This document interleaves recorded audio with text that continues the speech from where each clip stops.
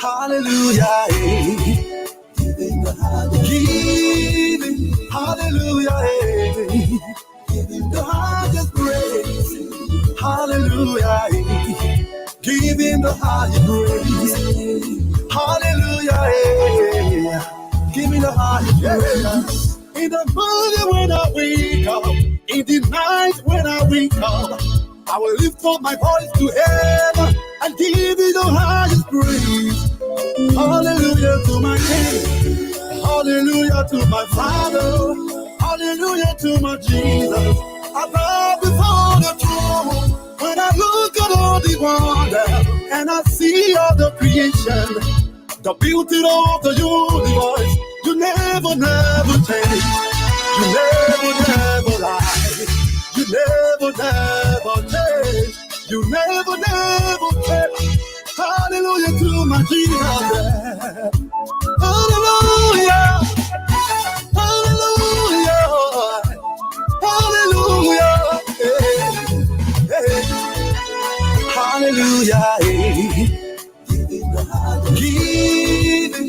Hallelujah. Hey. Giving the highest praise. Hallelujah. Give him the highest praise. Hallelujah. Give him the highest praise.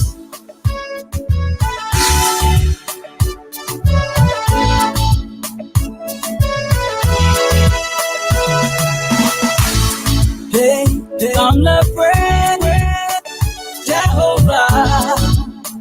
Come let's worship Jehovah. He deserves the praises. Come let's praise him. He deserves everything. Oh, the worshiping. Oh, he gave me life. I will praise his name. I'm here to praise my God, oh, because he gave me life. Come celebrate, come jubilate, come to worship him. He deserves the praise. Hallelujah, giving the higher praise.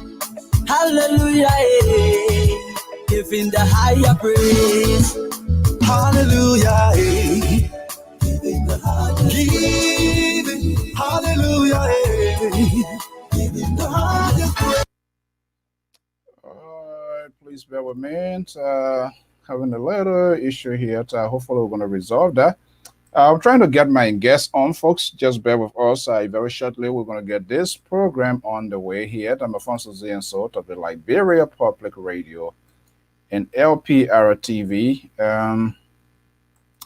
Stay tuned. Very shortly, we will get this program going here. But in the meanwhile, we have a commentary here as well, and we're gonna be having. We will be playing that commentary here, so just bear with us. We're gonna get this going here. We're gonna go back to our theme song. Hopefully, this is gonna do us a favor. I'm having a little problem. The guests getting on here, but let's see. We will get this going here very shortly. I'm Alfonso Z and Salt of the Liberia Public Radio and LPR TV. I love this song here.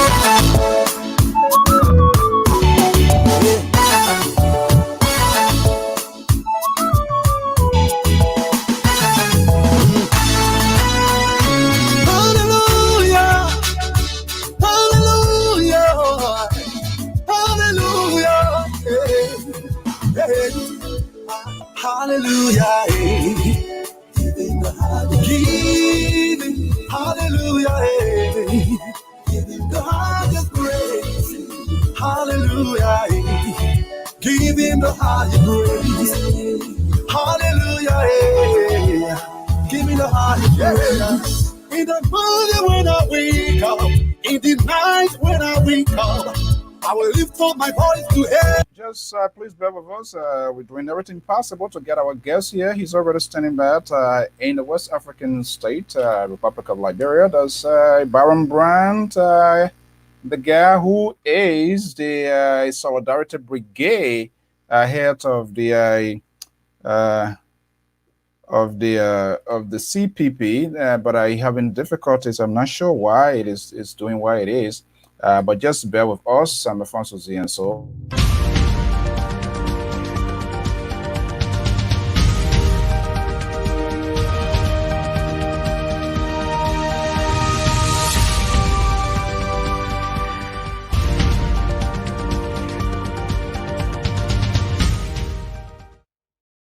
Okay,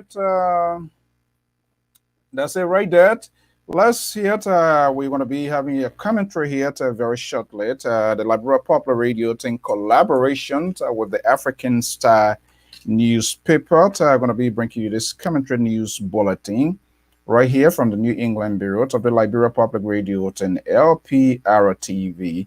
What I'm still trying to get our guests on the line from Liberia. Let's go to this commentary from the New England Bureau of the Liberia Public Radio in collaborations with the African Star newspaper.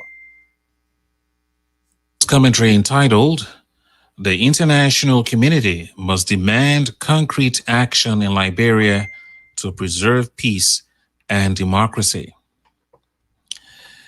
The fragility of peace in the West African country of Liberia is more pronounced and threatened today since the cessation of hostilities, as citizens and political parties prepare for midterm and general elections in the coming months. The outcry against political violence and impunity, a reckless disregard of maintaining the integrity of the electoral process, and voter trucking and busing are even louder. Okay. The general consensus among citizens. Okay, we're going to interrupt this commentary here because my guest is already here, standing by from the West African state of the Republic of Liberia. I'm Alfonso Zienso of the Liberia Public Radio and LPR TV. We want to welcome our viewers and listeners across the globe. Thank you for being here this afternoon.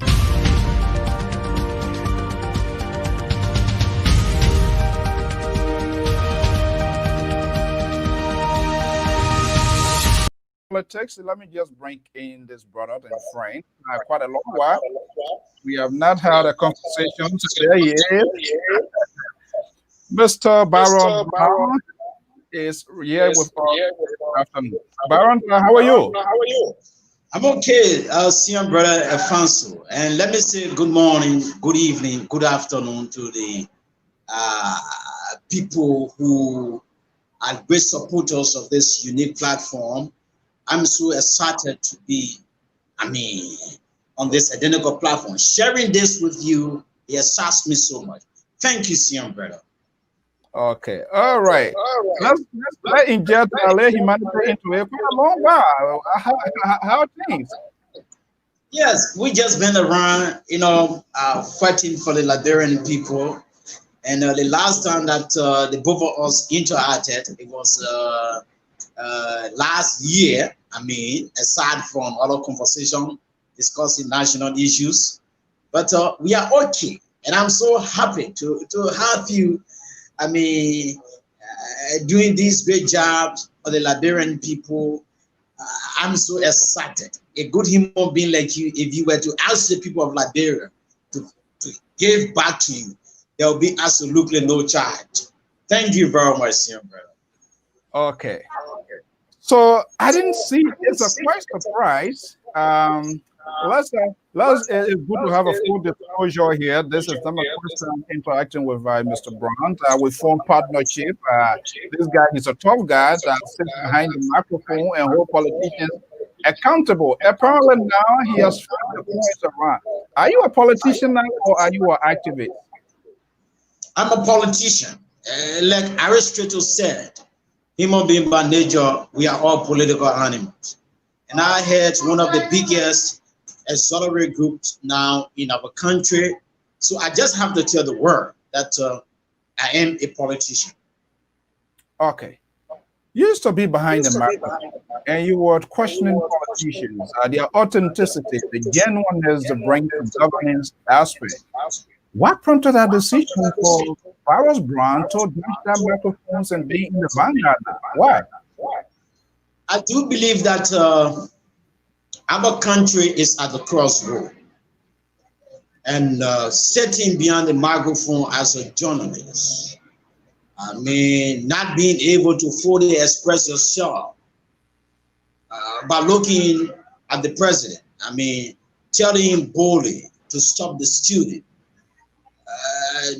I mean, I just felt within myself that it is now time that we take a definite position in our lives, like me, in order to take a different trend.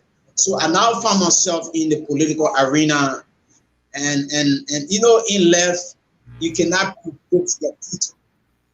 I stay in broadcasting for at least 12 years, and today I found myself actively involved into political activities. You know, it just unspeakable. It's something that I did not imagine.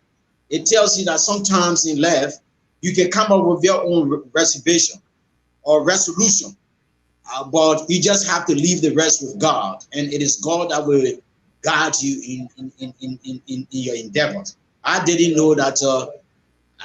Baron Brown was one day going to serve as the chairman of the biggest exotic group in the world.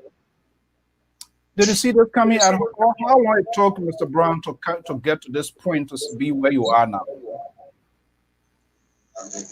Like I said, because my country is at the crossroad, dedication. I mean, the passion that I have so much.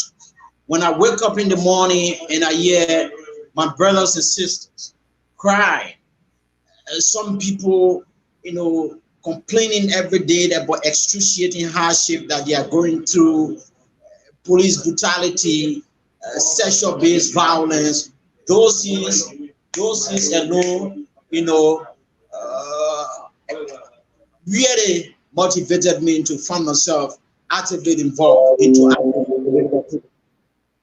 Okay. There are tons of political parties in Liberia. Multiple. You are on the ground. You can tell me exactly how many numbers. It seems to be on a daily basis. New political parties emerging to take power, to be part of the Bellwood system. Are you part of a specific political party? Whether we are specific, repeat. Which political party are you affiliating with? Basically, I am a member of the CPP. The CPP has. Do you have like a headphone that to use so I can get the echo? You got like an earpiece? No. Okay, we're managing your question is okay. So you are part of CPP, not a political entity. Not a political entity. So probably you've been part of the BKS, as you alluded to here. You will get me because I try to still figure out to get that line of demarcation to the political parties, the CPP, and then is that CPP or COP? Which one? The CPP. Now the CPP, 4 parties. Mm-hmm. You know, I mean, 4 collaborating political parties came together. Right. And those parties make up the CPP. So even if you are a member of the Liberty Party, the ANC, or the Unity Party, or the All Liberian Party, the fact that you are a member, of the CPP, automatically you fall under it. So that's my question, Mr. Brown. Which of these institutions specifically do you belong to? Is it the ANC? Is it a Liberty Party? Or is it the Unity Party? Or the ALP? Where are you? Which way? I am an empower of the Liberty Party, but right now I find myself as a member of the CPP. Yes. Politicians. You're a member of the Liberty Party, but you find yourself as a member. Is there a coordination among those 4 political parties, that of the PPP? How can we draw the line of demarcation? What is the difference? Togetherness. Right now we are together. So whenever we are speaking, we speak in unison. So the level of unity that is now in the CPP makes me to believe that yes, indeed, we are together. So that's togetherness. You know. All right. Now, Solidarity Brigade. I know, Baron Brown, you are a tough guy. When you used to sit behind the microphone, we used to have a joint program. You were at one of the local radio stations, and your show was very tight, very fascinating. I was holding people accountable, including the politicians. You are in that seat, so we are about to hold you accountable. You're right. You're right. You're okay. Right. And I'm ready to approve myself. Okay. So talk to me here, the establishment of the Solidarity Brigade. When I hear that in Solidarity Brigade, it brings back into memory what expired in the war. Young people were heavily used, they were involved into the civil crisis. As far as I'm concerned, the idea of demobilizations or rehabilitation is not yet been concluded. And I'm quite sure you are aware of that. What was the essence of this political party putting the group together to be called in name and star Solidarity Brigade?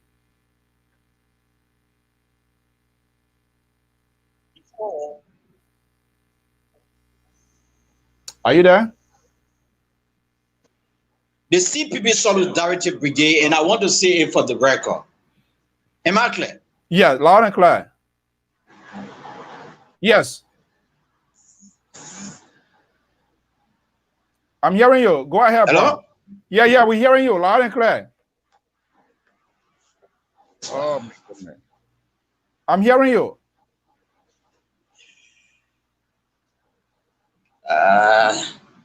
I'm getting you loud and clear. Go ahead. Okay, folks, just bear with us. That's the internet system in Liberia. Mr. Baron Brown, he's a very known fellow. We shared news content in the past with Liberia Public Radio when he was at the local radio station. And he had his own talk show, which was very tough, that I can say. Let's see here. He's back here. Okay. Are you there, Mr. Brown? Okay, I'm sorry for, the technical. No, that's okay. Those are some of the liberation struggle for which you try to make things to happen. Those are some of the things that you are in now. So my question was, I'm not quite sure whether you got that question. I am concerned. I got that you said what motivated us to have established the CPB Solidarity Brigade. Right. And not just only that, I also taken the flashback of the young people that were heavily involved in the civil crisis. They were used, drugs abuse, substance, and they were exposed to a lot of things. And in my view, I feel that rehabilitations, demobilizations is yet to be conclusive. It's yet to be done. So bringing those group of people, don't you see it as giving birth to some of the things that happened for us to get those sort of bad memory? Why?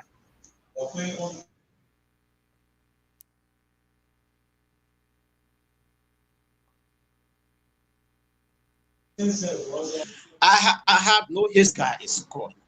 So I'm so sorry. This is a situation we find ourselves in. I'm online. Another guy is calling me back and forth. It's so ridiculous. They need to understand. But anyway, we understand. Go ahead. Okay,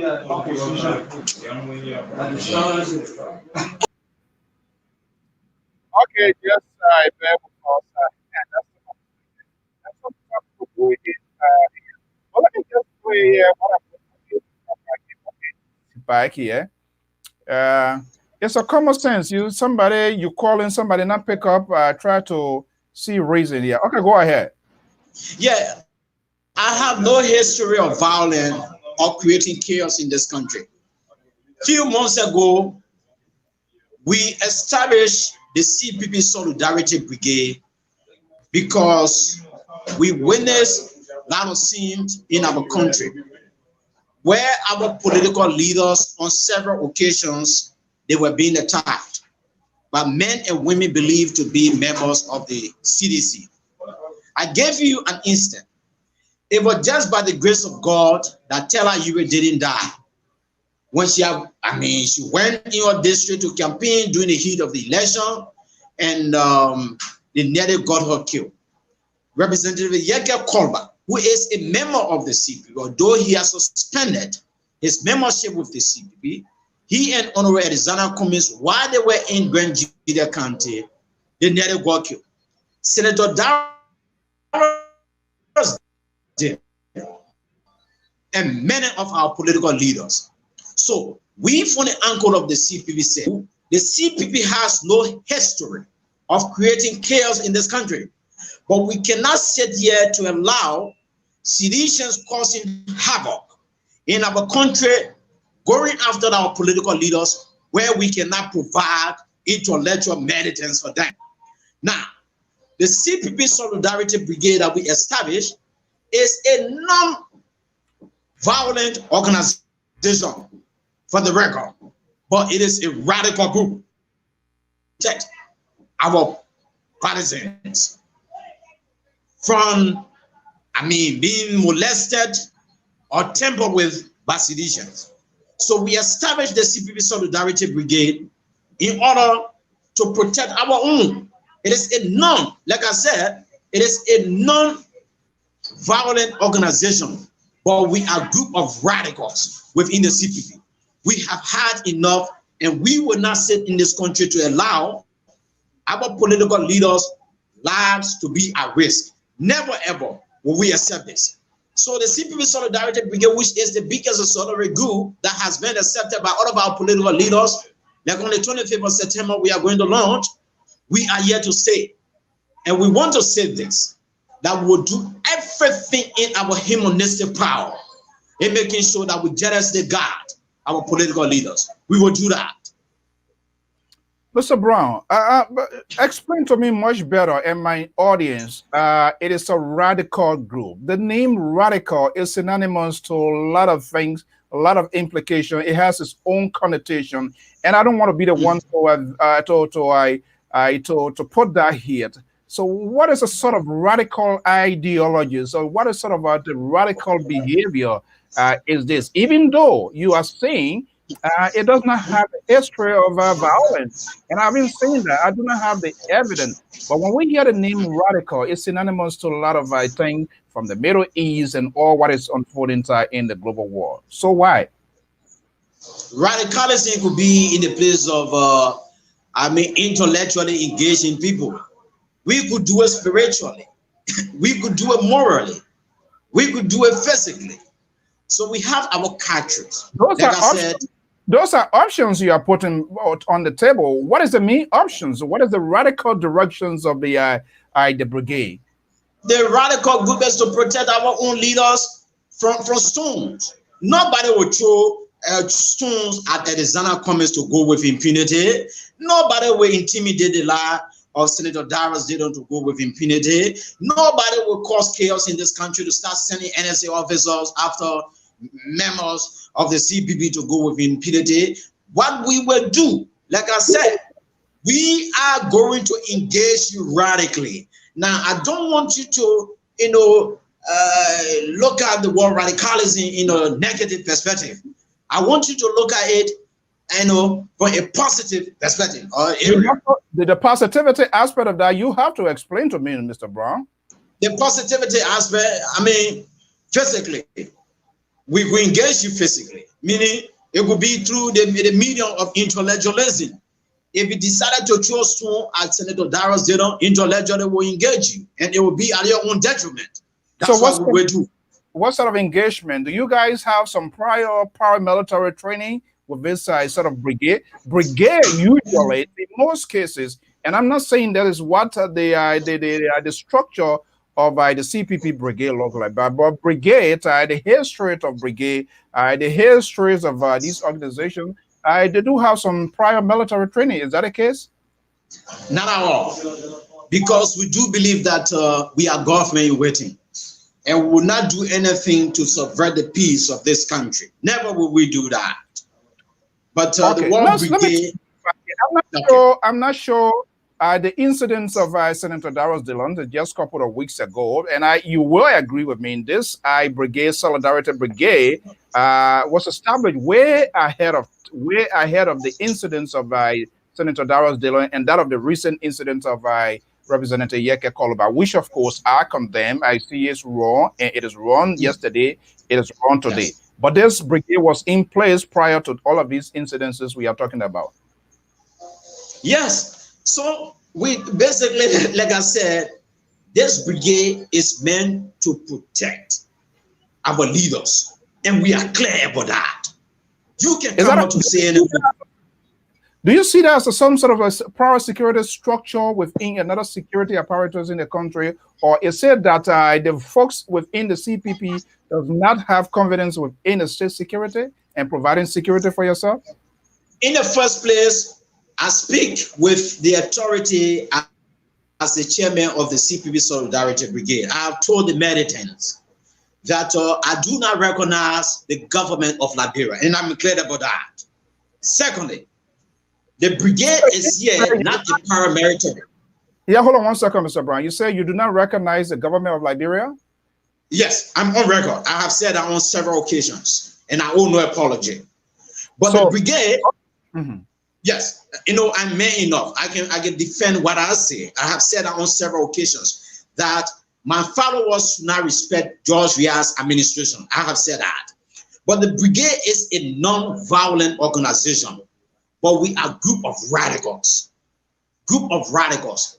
Like I said, radical approach could be defend Senator Darius Didon, defend Alexander Cummings, defend our political leaders from danger. So what big about that? What big about that? So it is our responsibility to defend our political leaders. How do you feel if you were in Liberia? Mr. Chief, what is the reason for you to say that they should not, or you do not recognize the presidencies of George Weah? It could be a lot of political reasons, and you are ahead, like you said, of a big auxiliary group, and these groups on a structure of a registered political institution. So I surmise your view is being endorsed or embraced by your political leaders, correct? A president who doesn't respect his people. That's not my question. My question is, you said in your own words, it is on record, and you have re-echoed that here today, that you do not recognize the presidency of George Manuel Weah, and you are head of an auxiliary group of 4 political institutions. So my question is your belief, or why you strongly believe, is it endorsed and embraced by your political leaders as well? I'm man enough. I'm head of an institution. I do not take direct instruction from them when it has to do with expressing my views. My political leaders are Democrats. They believe in a tenet of democracy. So nobody will place a gap on my mouth or to tell me what to say. I am man enough, and due to my own integrity, that's why thousands and thousands of my colleagues decided to have appointed me or elected me as the chairman of the CPP Solidarity Brigade. So what I said, let me get it straight. How you came to the leadership tune or the leadership of this? Were you appointed or you were elected? I was overwhelmingly selected. We are militants. Is that we are militants? Yes. You are militants. Now, the 15 counties came together. The 15 counties, we have a big program. And the 15 counties endorsed me to serve as chairman of the biggest auxiliary group in the Republic of Liberia. And it was a militant. Yes, intellectually, we are militants. Intellectually, you are militant. We are militants. But you are still there to anybody, like you said, that we attack your political leaders. You will come by forceful at it. So let me ask you, because let me get myself on record, and I've said this over and over. I am one of those who disagree with this proliferations of these sort of groupings in Liberia. People wearing red barrel, people having this youth league. Okay, it can be it. But the directions and what we are seeing, what they exhibit now does not reflect the true democracy. So, Mr. Brown, do you agree with the CDC? You lead the sort of disorderly and uncontrollable behavior. Is that what you do, or is that what all the political parties, initiated this brigade to counteract whatever the CDC, you lead, or the other group going to be doing? Deep down in your heart, CM Brother Soup, you know that seditions are known for violence in this country. You know that. On countless occasions, I have followed your program where you have rebuked them for creating insurrection in our country. attacking opposition leaders. You are on record.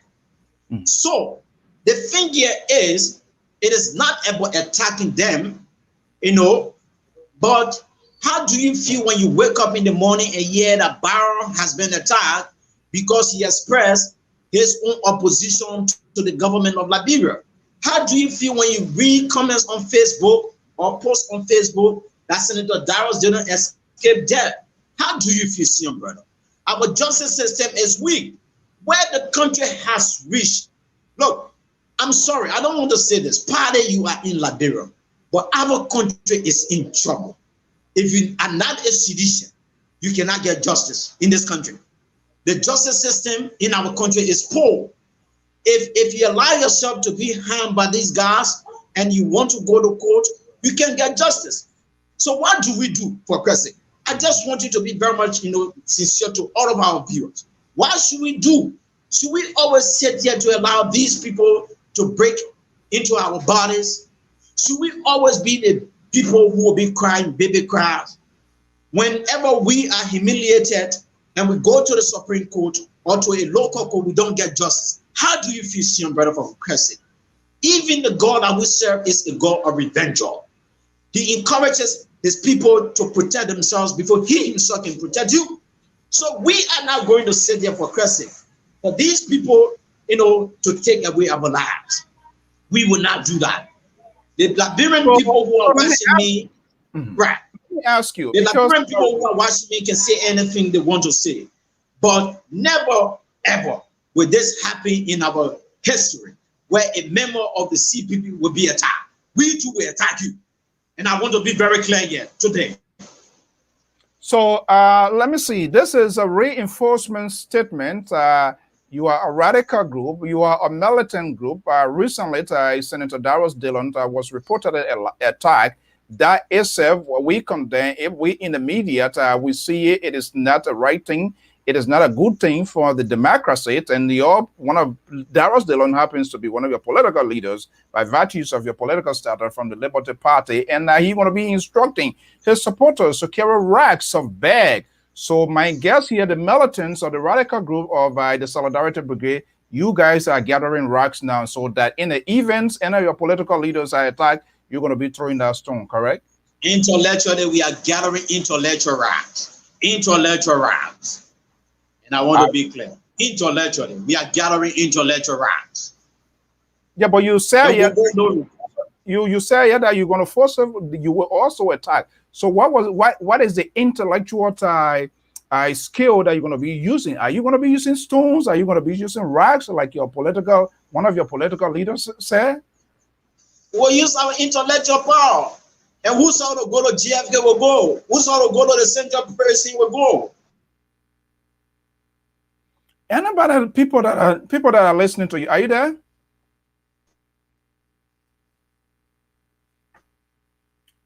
Are you there, Mr. Brown?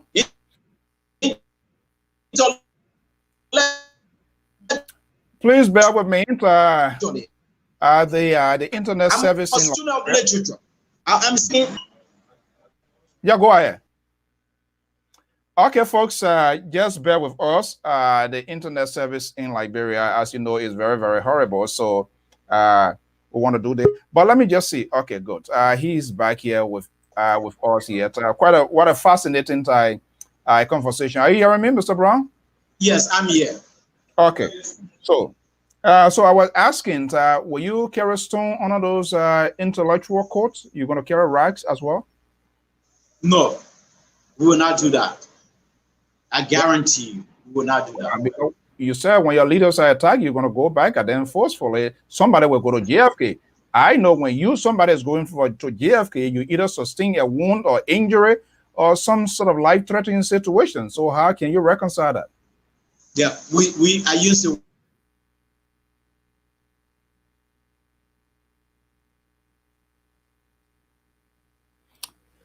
Oh, okay. Let me see here. This is Baron Brandt. Recently on one of the local radio station here, the internet is not doing us a favor here. It's not doing us a favor here this morning here. But this is Baron Brandt. Let's listen.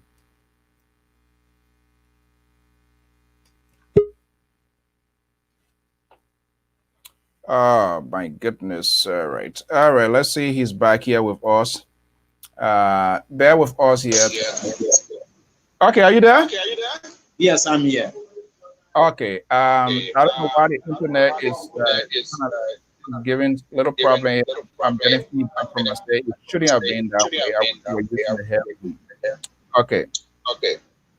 All right. So let's come in here. The solidarity of the CPP is the collaboration of commemorations of the four political parties members working together to form this solidarity brigade, right? Yeah. Yeah. Yes. Is this the solidarity? Yes, solidarity brigade. Is it holding today? Yes, it is holding. The CPP solidarity brigade. What happens? Yesterday, video. This is I'm getting like myself here. That shouldn't be today. I'm not sure. You say, do you have a headphone here? Yeah, let's go. I am getting you. Yeah, no. Do you have a headphone to use the voice echo coming to me? Do you want to play an audio? No, because if you don't use the I'm getting a hair. No, I don't have. No. Okay, well, let's all right, let me see here. Do you want to use that? Let me play this here. And I want to make sure it's your voice as well, and we can have a discussion, right? Okay. All right.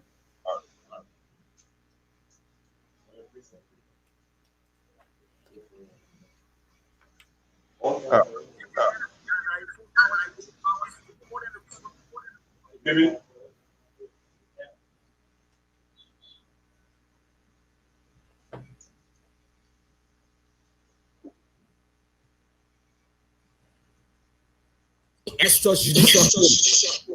Every day, rampant corruption. Every day,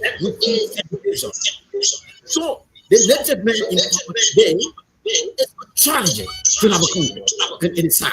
So we think will be the best. The CPP will be the best. You have four members. The less of Ambassador Joseph Walker. Right. And Fana Kumin, John P. Kangalaren, and Ben. Other than we think among them will be the best. Very soon, 2024, we are going to make that decision. The primary will be here. Whoever that wins 2024, 2023 sorry, about 20, 21 and 22. Sorry. In your own mind, people know. Not only limited because income, what to be your own statement on the view. I mean, I don't know what you all in the decision maker. I don't want to be that. All of our political leaders, they are up to this. But somebody must head it. We think will be the best. Anybody who wins. Yeah. For now, I don't want to. It's not in the interest of the young people. They think that you will stay so good.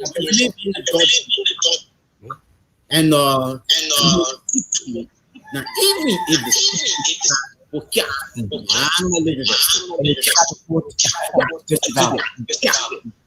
we will do everything possible. Difference making sure that we support that. We think the people can win. Now, watch and see. You see when CDC. How do you follow one country? Then you follow what happened. Back in other countries. We are winning these people. They have realized that we are not going to make it. So we have friends in the system. 2 weeks ago, the president called a meeting and threatened that if it doesn't get Muslim, he's going to during the body. Going to get him outside. This man is not wrong. I mean, the international no, he recognizes. I'm telling you, this man will not be present. We will take this country back from this man. And what they are doing, we will come to power and will give back everything to the Liberian people. When they need for the homes to take this generator that they are using, we are going to do it. Okay, Mr. Brown, are you there? Yes, I'm okay. Is that your voice? Yeah, that's my voice. Huh? Yes, yes. Okay. Do you still have no words to do? I owe no regrets. Many years. Yes. All right. So, even the generator that they are using, we will go and so the same words we got from yesterday when they were this is my biggest you guys the politicians, the advocates Model stood yesterday behind the Roster Steel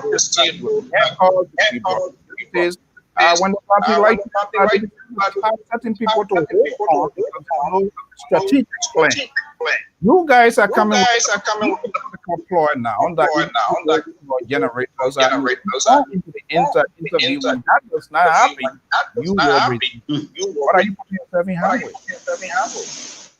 In the first place, like I said, that if we come to power, even the target generator in the compound of the president will sweep it from there, or the former president by 2023 or after 2023 elections. I'm on record, and we will do it. Now, see, brother Francois, one of the reasons you've been following or have thousands of followers, I'm not a coward. What I will do, I will tell you, I don't care how you feel about me. We have sat with our political leaders. Some of us, we are putting our lives on the line because we proffered these suggestions to them and they have consented. So we cannot be in the opposition rebuking these people when we come to power to let them go with impunity. It happens on this whole. You know that. It happened before. So why believe what you guys are saying now? It's not the first time. Now let me tell you something. It's like a woman had 3 to 5 relationships that didn't go well, and a perfect guy came away. I mean, who really wants to marry her, but because she had several relationships that never went well, so her perception would be this guy has come to bamboozle me. But again, something good can come from Nazareth.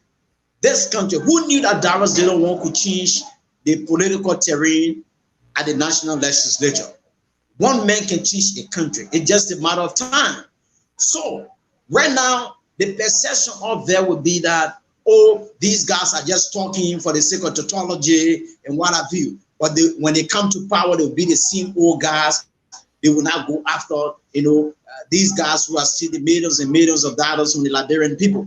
But I want to guarantee you and the Liberian people and our international friends today, when we come to power, we will do it differently. We cannot be in opposition rebuking these people that when we take over to allow them to go with impunity. Never will we do that. We want to guarantee the Liberian people that when we come to power by 2023 or 24 or whatsoever, we are going to retrieve the millions and millions of dollars they are stealing from the Liberian people, and we will do it. You seem to be a powerful man, group. Yeah, and I want for your words. So some of the things these are some of the talking from behind the scenes gradually coming to it. Are these views of the political whether what you are saying today, are they views of the political leader, Nyongi Kanga Lauren?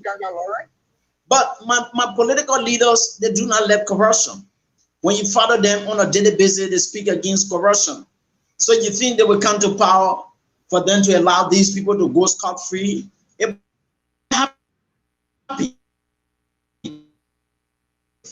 think we will come to power, even if it is Joseph Waka or Cummings or Nyombi Kanga Lawrence or Ure? You think we will come to power to allow, these people to go with impunity?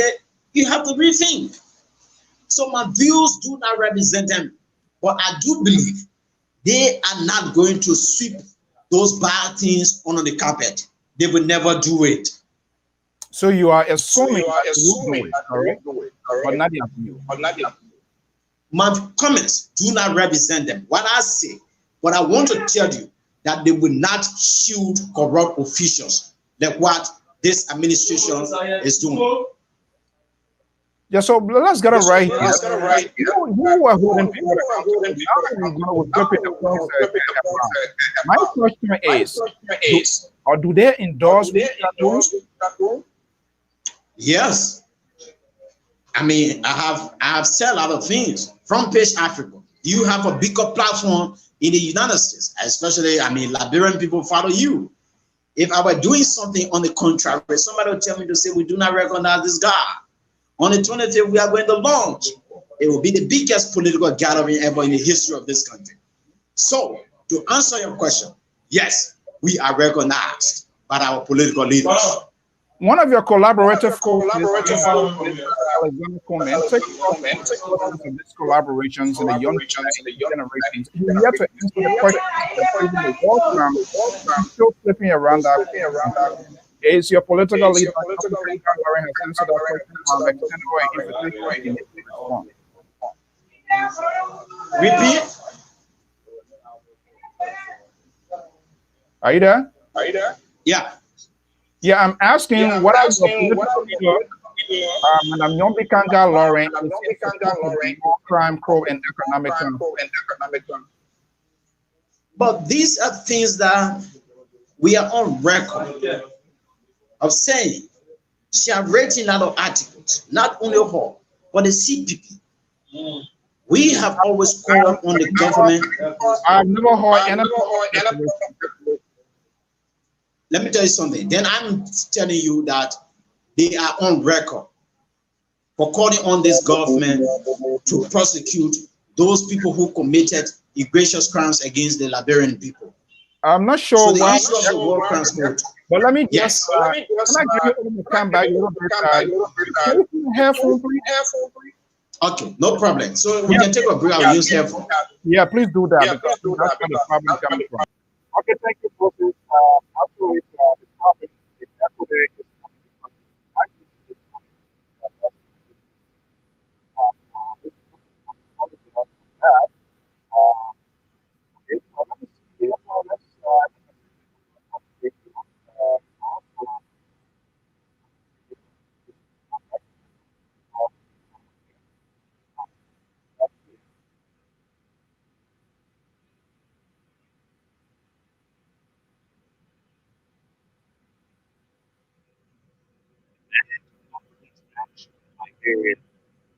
is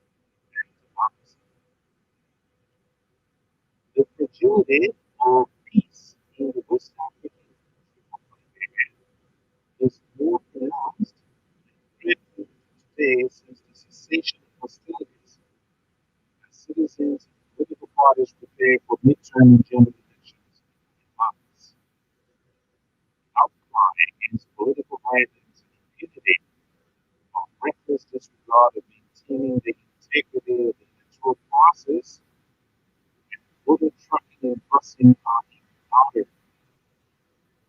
The general consensus among citizens is that effective national government and leadership are immediate for missing.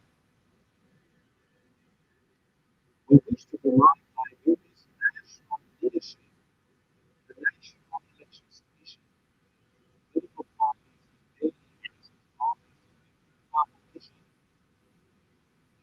this grievance with the 1985 presidential legislative elections.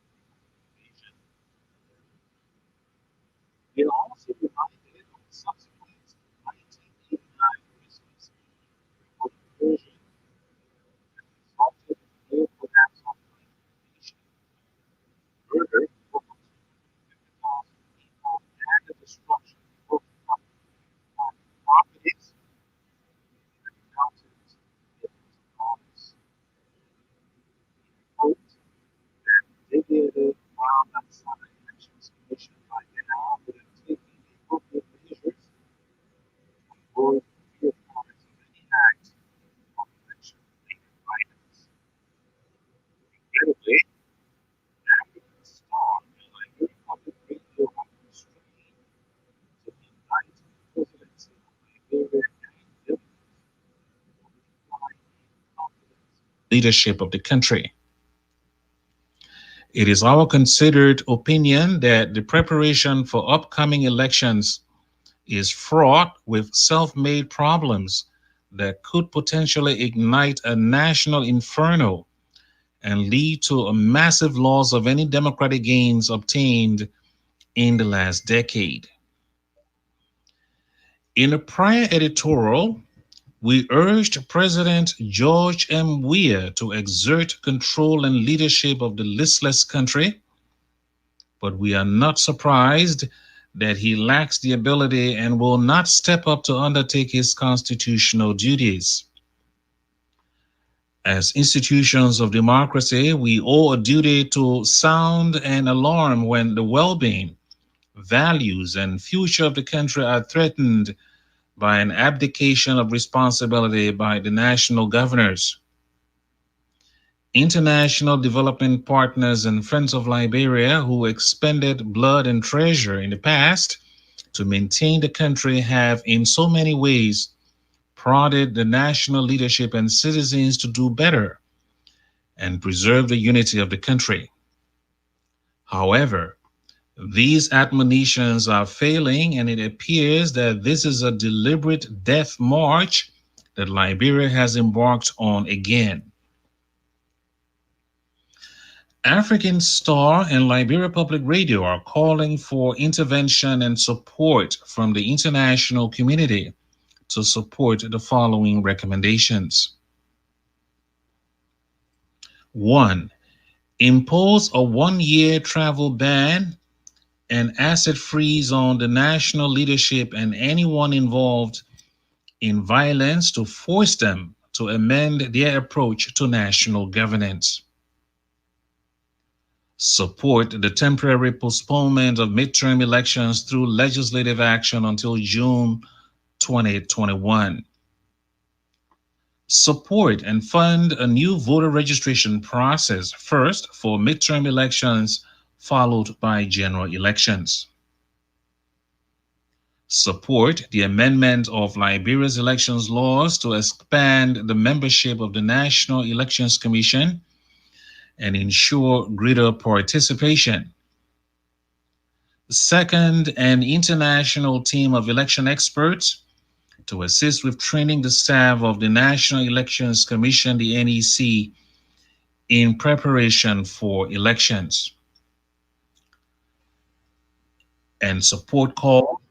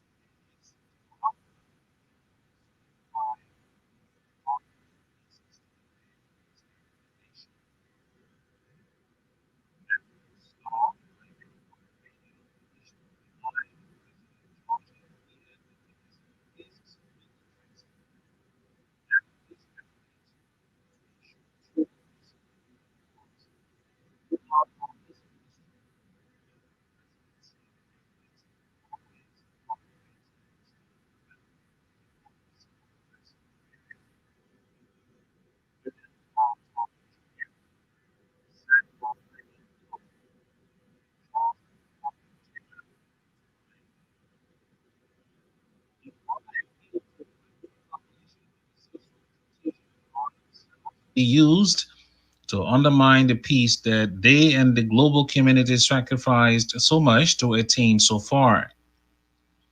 We at the African Star and Liberia Public Radio reaffirm our support for free, fair, and democratic elections, and remain committed to using our platforms to sustain lasting peace while rejecting any and all forms of violence in Liberia. We can only hope that President Weah will provide the much needed leadership that seems absent during these difficult times in the West African nation to keep Liberia on the path of democracy. This news commentary is a collaboration between African Star and Liberia Public Radio. Okay, well, folks, there you have it.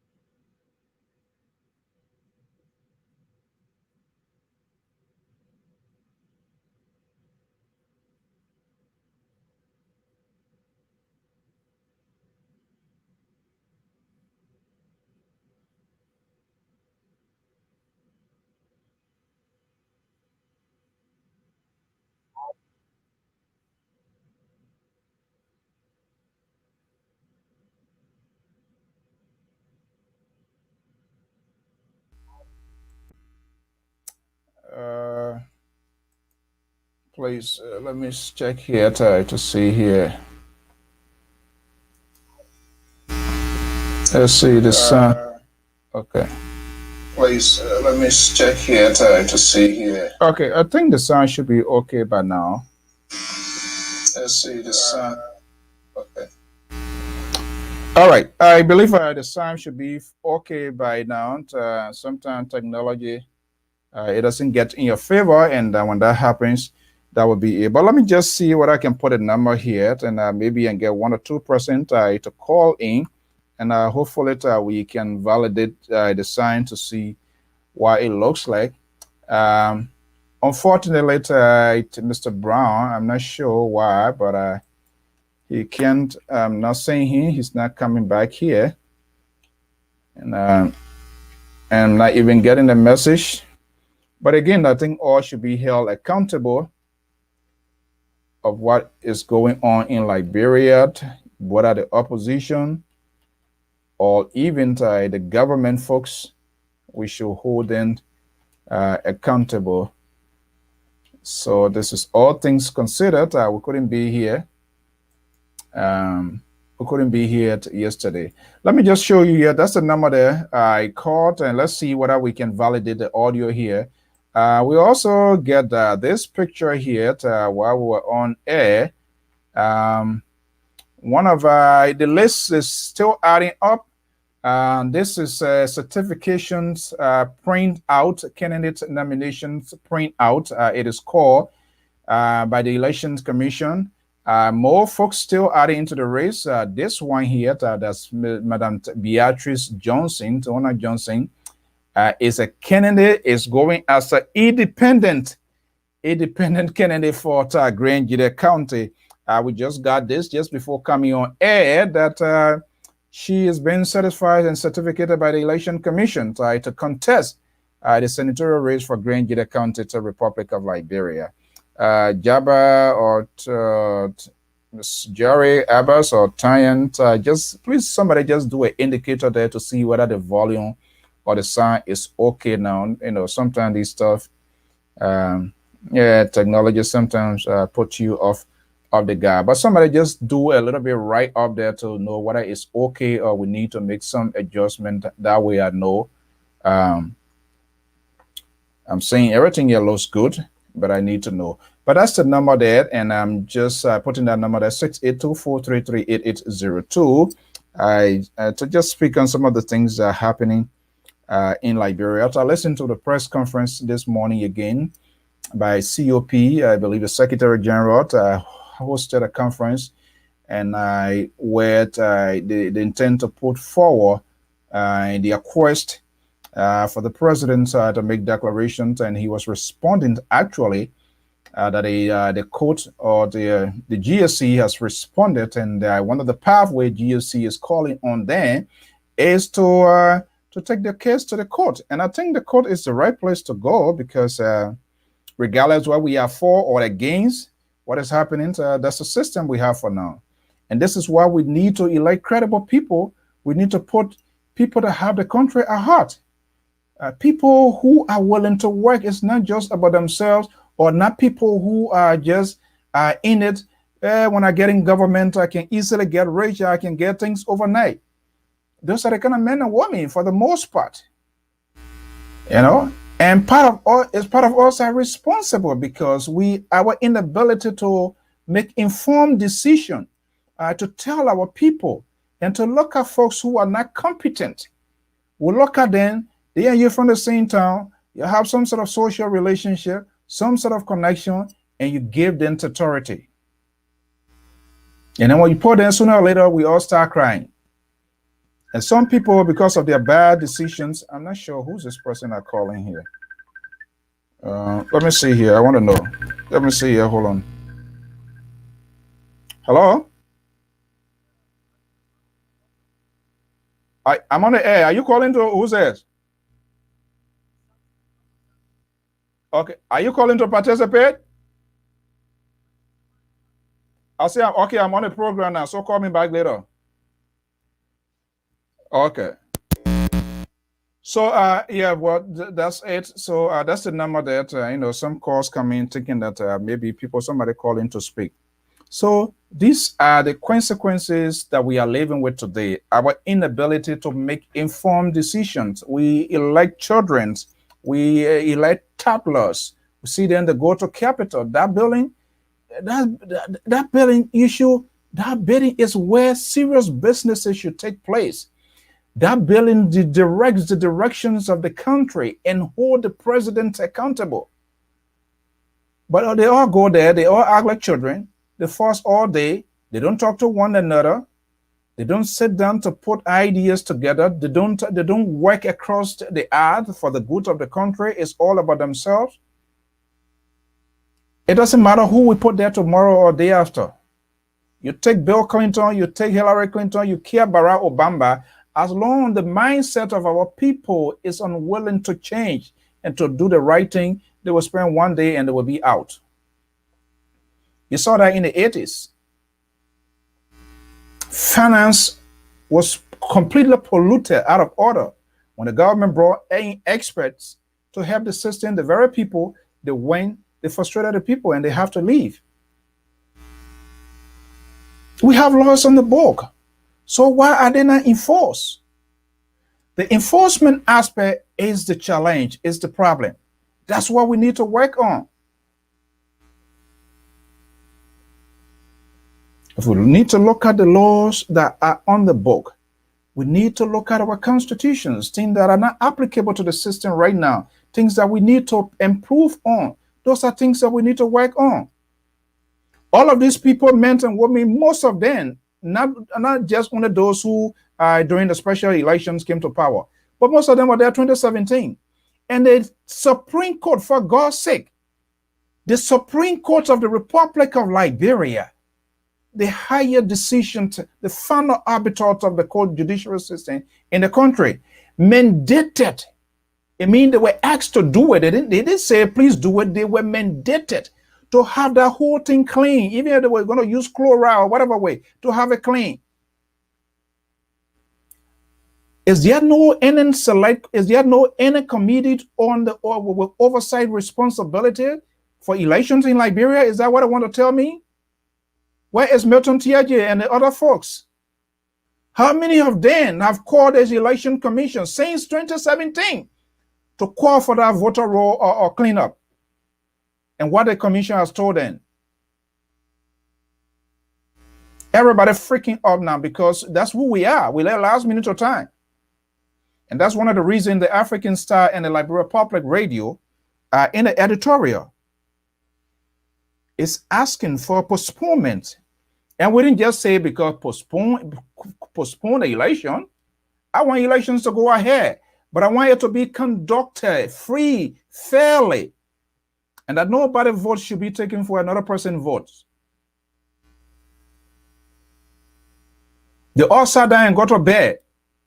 Nobody called in the election commission for inquiry to ask them how far you have gone, even though another branch of government with separate power, the Supreme Court, the judiciary, or within the Supreme Court, mandated these people to clean it.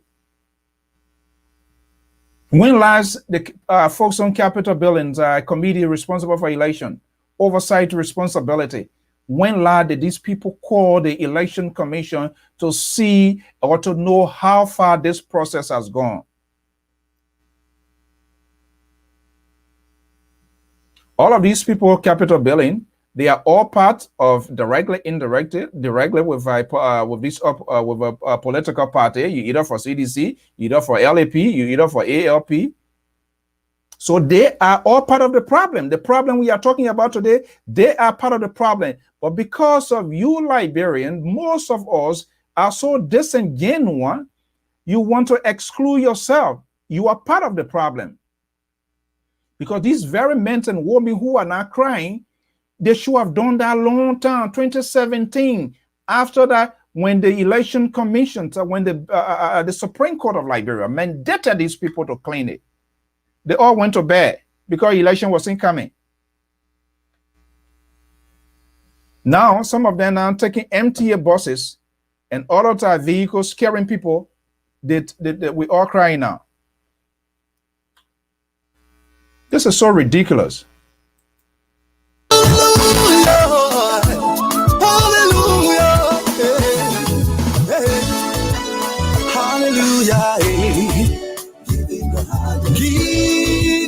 Hallelujah, give him the highest praise. Hallelujah, give him the highest praise. Hallelujah, give him the highest praise.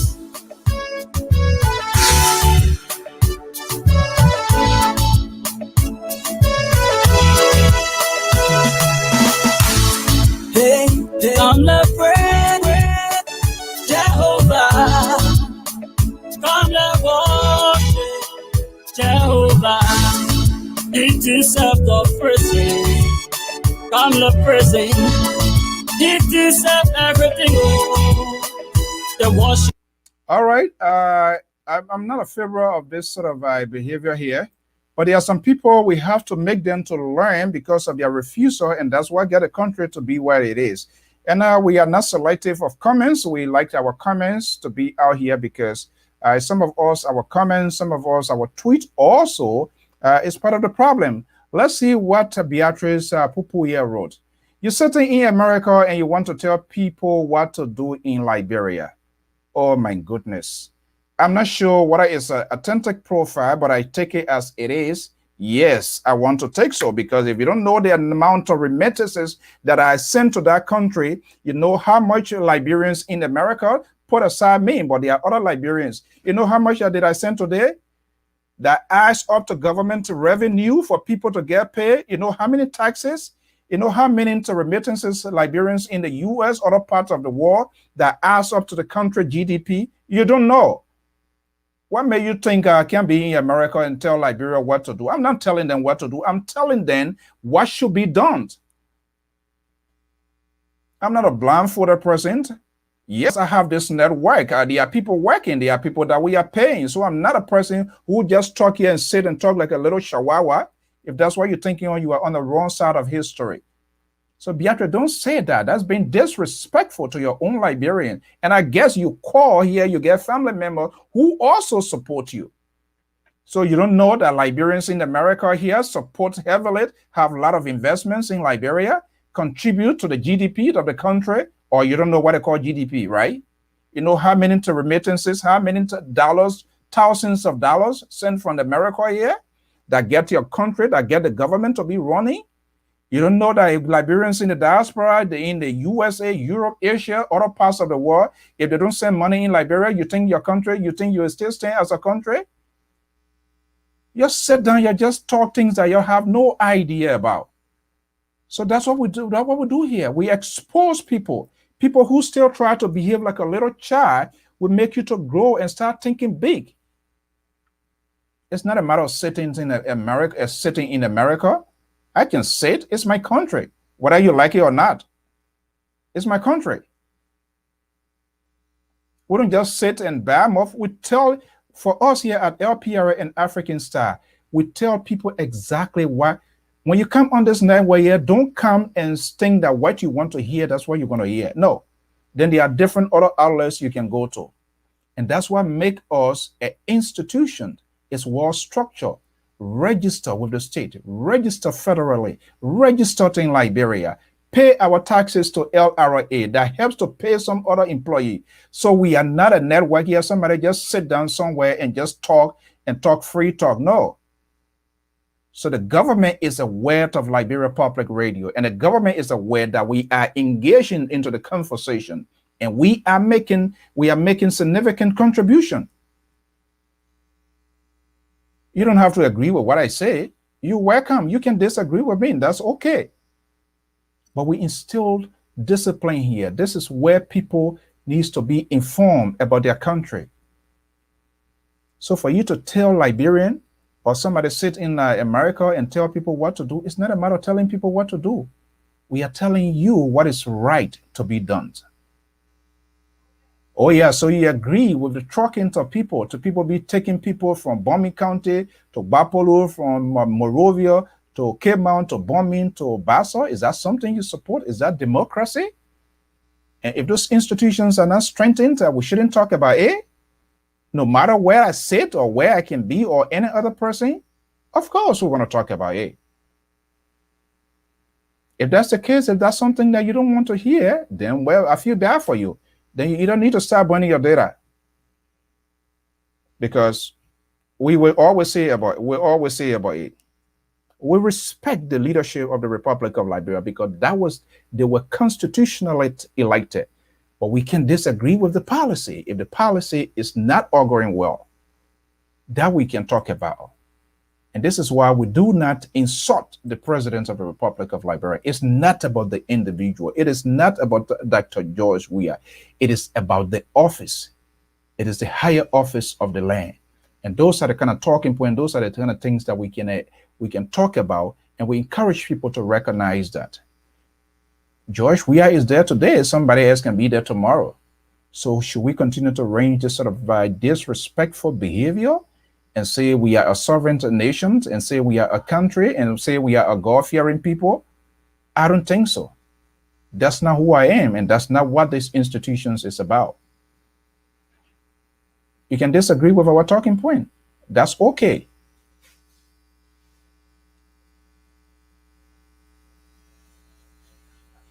But we are saying, and we are looking ahead. Yeah, most of us say, oh, Ghana is okay. Ivory is okay. It does not come overnight. They went through a process. It requires an ultimate sacrifice. People people have to get used to a change system because we are so accustomed to one way of doing things. And so anytime there's any change coming or somebody want to affect a change, then we think the heavens or the glory is about, the heaven is about to fall on us. And that's what are the problem. And I feel bad. If I see what is unfolding in my country, and even the very diaspora itself here with some of these organizations and associations, how they are all fragmented, it tells me that the government itself, there are challenges there. But we have to sit and discuss those things here with a high sense of responsibilities and good conscience for the good of our country. So anybody who does not feel that it doesn't make sense, or to think that I must start cussing somebody here, well, then you are wrongfully located. We don't. It is our taboo. We say it, and even if we say it, when we critique it, we also make recommendation. So for those of you that came in late, I will go back to this commentary here. I believe my guest is having issue. And you heard a commentary that was read, and that's why we put ourselves on the record. And we make few recommendations in order to help to correct the system. And I'm just going to go back here to there were 7 points completely outlined here. That's our view. That's our opinion. That's our view. That's our opinion. So, well, this is not a call that you're not calling. These are all personal call. Yeah. You are talking here, that's a family member calling here because I probably are supposed to call them, and I got to do it after my program. So they are making sure that they have something on the table to eat, and which, of course, I'm supposed to do it because I was there. I was in Liberia, and my families are there, and I know how things are tough. So every Liberian here in the diaspora, they work hard, and when they're getting paid, every pay period, they make sure they send to friends, they send to families, they help other people that have been so good to them. And we know how tough things are. And for us, for you to come out, that somebody sit in America and they want to tell people what to do. Yeah, we in America, you can call for help. They give it to you. So why they can't tell you what's the big deal? We have to say it too. I mean, that's it. It is why it is.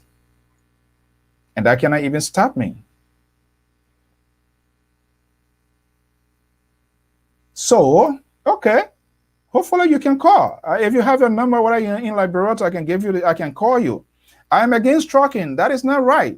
That started since 1847. So we all need to work together to change it. Okay, now we are getting to the finishing line. What I started 1847, I have no evidence to say that. I'm not going to create a conspiracy theory here. I'm not a person in that type. But what I do know that we have to address it. And there are people that are in charge that have to address it. And that's why we are calling on the president. Why? Because he's the chief executive of the country. If anything were to go wrong, they will say the president. Just how we have Donald Trump here. If anything goes wrong here, we say Donald Trump. Who doesn't believe that there's a virus, it's a Chinese virus, and people faking, people not wearing masks, that's it. But beyond the president of the Republic of Liberia, Liberian taxpayer pay an institution, that's the Election Commission. They are charged with the responsibility. They raise their hand before the honorable body, both houses of government, the committee. They went for confirmation. They were confirmed. And they told us that they're going to do their job. So it is their responsibility. I'm not going to go share blame to the president directly, indirectly. He has to make sure. But look, people have to do their job. If they are not qualified to do their job, or if it is their action has been politically motivated or has been influenced by another branch of government, then they need to say it. Then they need to have the guts. You don't lie on an oath. If you're supposed to do the cleaning and for some reason another branch of government maybe intrude into your process, then tell us, or you resign. That's what a patriotic citizen does.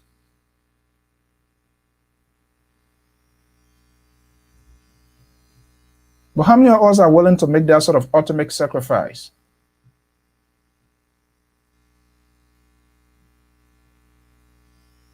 If you know very well something that is doing, and I had an experience on my job, there was specific thing that I'm not supposed to do, and my manager and my director asked me to do it, and I told her I'm not going to do it. And unfortunately, I think that's the sort of Liberian side. He was a Liberian. I said, no, I'm not going to do it. I am not trained to do this. It is not within I know my job description. And he took offense to that. And we went to HR. What happens at the end of the day? He was on the wrong side of history. So when even the president appoints you and you know you have a task, and that task has to be completed under your supervision, because Liberians, because the country and other people, not just only Liberia, whatever happens when it comes to election, whatever happens to Liberia, it does have an impact on your neighbor. We don't want instability in Liberia, because when that's happening, it stops goods and services. It stops businesses. It has a long-term implication. Those are things that we are talking about. So we must do everything possible we can to avoid. I'm not a favor of people who speak in the tones of violence. Violence has never helped us in the past, and there's no indication that it's going to help us in the future. Because one person does not have dominion over violence. Whether they want to hold rock, whether they want to hold sand, whether they want to hold stone, if you throw it, we saw that. We experienced this 1990. They came for the door. And window all start going. Como all start going. The hydroplane all went. So we know cognizance of the past of the history of Liberia. So when we hear, and I see politicians making reckless and stupid statements, whether in the government or on the part of the opposition, it's ridiculous. You be it the representative or the senator, it is part of your job. If the system can be fixed, for you to do anything possible to fix the system. Complaining is not going to help. We put you there. Liberian taxpayers are paying you to do a job. So you need to do that job. If you can't do it, leave. That's what the people do here in the Western world. You see Donald Trump with his craziness. Some of his officials resign because they don't want to do it. How many of them willing to resign? They can't resign. They go in government to get wealth. They go in government to get rich. I don't care how they are caught in corruption. They give justification. They hire big lawyers, and the case are swept under the ground. It's not supposed to be that way. But when the little man who is Ryan, who is a pimping man or in the street, that when he takes something, then they send you to Saw Beach. And you stay there for over 72 hours and you are not given a fair trial. Those are things we need to stop. The laws, the rules, and the laws in the country are so much compromised. This is why we are where we are. So what has been happening in the 18th century or whatever, we are in the 21st century now. It has to change. And any group of people, anybody who thinks that they can change that, they need to exhibit that, not just only talking. It comes with responsibility. It has to be exhibited.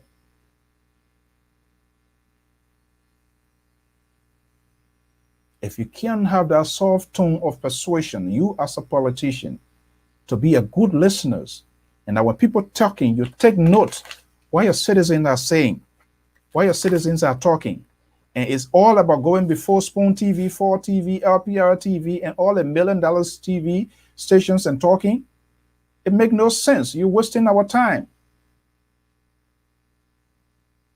Nyomli Kanga Lawrence, Darius Dillon, Akara Gray, Sir Joseph Tomofala, how they call him, say, Oscar Cooper, they need to start finding time to have a lunch and think about the future of the country. How many of them you have saying that? Mitch McConnell, Nancy Pelosi, they don't get along. Stimulus came here. Those people, they had a bipartisan conversations committee was set up. What happens? They put the interests of the American people first. On the other side, in our own country, it will flip around. lawmakers, they decided to pay themselves and give justification that people were owing them. Yes, it's a common sense.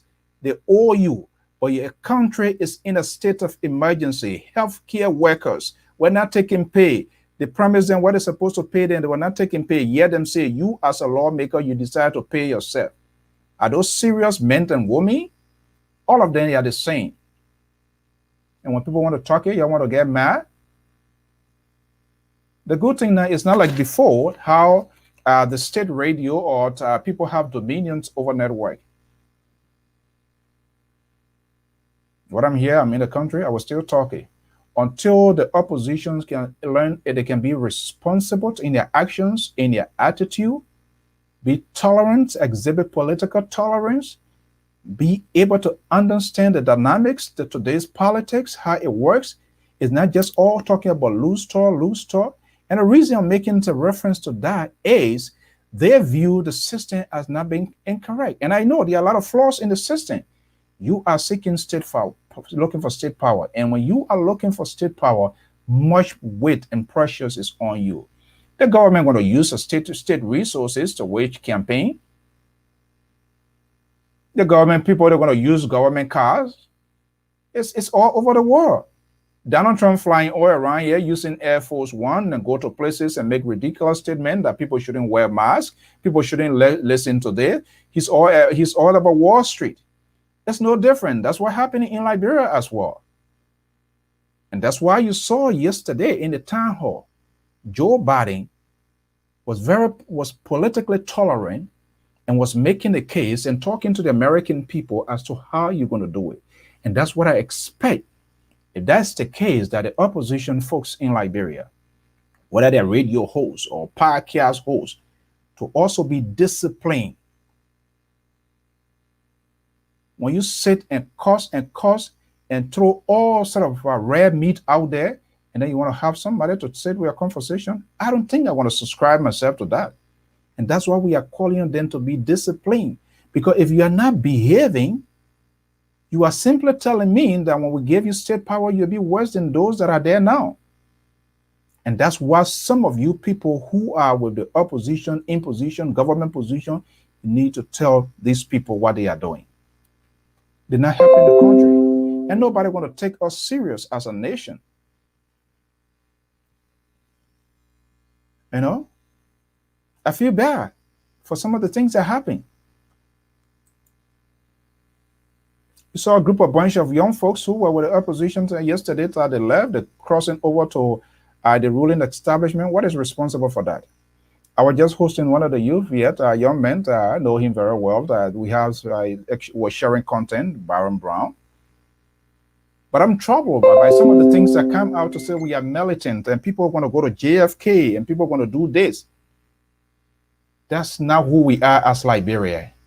We have been going to JFK from time to time. People have been having issue. It did not help us. And there's no indication that you're going to help us.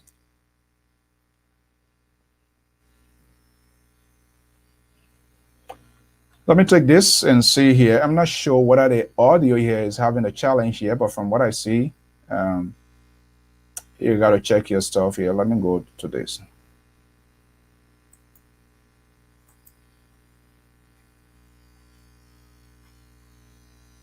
Western photo for the silence quiz. With that our small moon yo. Yeah. And you know something? We are not even entered the campaign period. We're not even announced campaign committee yet. If I see it's not campaigning, because it's not campaign time. It is only the candidate doing small visitation.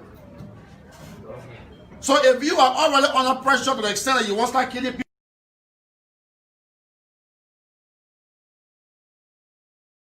when the mighty party announces a campaign committee, because the man will be the campaign chairman in this will sustain. So what you will do? Knows. So you have resorted to violence and lawlessness, hoping that we'll respond to him to cause the cancellation of election in Monserrado. Don't take the bait. Remember 2014, the same strategy was attempted by Mr. Robert Sirleaf. Remember? In the Rothertown area. BSP, right? The same formula that is now being used by the Lord because he knew he was losing big time. So they had a pickup loaded with rags. Same thing, loaded with rags. They almost slashed some of our parents' neck open. Kalasco. Young, Princeton. I was almost killed in PSP. I escaped by God's grace alone. But our partisans again exercise maximum restraint, tolerance. This time around, like 2014, do not respond. Nothing justifies violence. Always stay away from places where he's going to be. Don't attend his rallies if you don't feel like going there. If you feel it's the wrong place to be, don't go there. You don't have to be in the wrong place because you can get caught up. Do not be provoked by anybody from the opposition. Do not be part of those DeLonge stone-throwing gangs. Nothing justifies violence. Anybody throw stone at you, run from them. Anybody slap your right ear, turn the left. Because CDC way of life is peace, respecting the rule of law, and being tolerant to the views of others and their freedom to assemble anywhere that they are choosing. Let's keep it that way. Whatever he has announced himself to be, let the rule of law deal with that. We have a government in place. What I will do is let up the government. As for seditions, do not retaliate when there's violence meted against you. Don't respond. Don't throw stone. That is not the CDC way. We did not win political power by throwing stones. No way. We won by respecting the rule of law, led by a great nationalist, a great patriot that has always been peaceful. Doing what he was peace ambassador in Ambassador George Weah.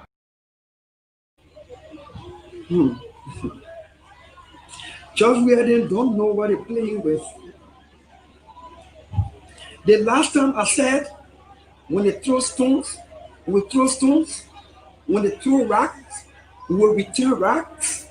The whole country practically descended on the Broad Council of Churches, interreligious people, our international friends. We have meetings. They have meetings with some of them to cool the tension and to exercise leadership and to tone down these rhetorics of violence. When I said throw rocks, when they throw us rocks, return it. Everybody was looking for moral argument to make against Darius Dillon. Everybody was making moral argument. Oh, you leader, you're not supposed to say it. We live in a country where if you are a critical voice, you practically don't have security protection from the regime security. It is your people, God first, your people, your personal bodyguard, and your supporters who now become your angel, your guardian angels, and your supporters, and your security. Had anything happened to me today, I would not George Weah think he was going to sleep at his house. Had anything happened to me today, I would not George Weah think they will be to a house drinking Hennessy in celebration of something happening to me. George Weah, they can see writing on the wall, he's tampering with the goddamn wrong person. All the mainstream media, majority, have decided that everything about Dillon, if it's positive, spin it so it looks negative. If it is positive, don't report it at all. If it is negative, blow it up so that he doesn't get a chance. The mainstream, most of the mainstream media have been compromised to the point where they have decided that nothing, they don't follow my programs, and there's not an attempt to cry on them that are institutions. They don't follow my community engagements. They don't report about them. I don't bother about that. But I want to also invite the mainstream media on this video to cut it and edit it according to how they feel. The next time I go to any program and any citizen throw rock at me, will go for George Weah. The next time I go to any program, Thomas Faraday can have programs 10 times a day in 10 different communities. Nobody can go disrupt it because our people are mature, orderly, and responsible. They are civilized to know that they don't want Thomas Fala, so they don't go to Thomas Fala program to mix with the crowd. They have all of their programs, they continue to hold their programs with no interruption.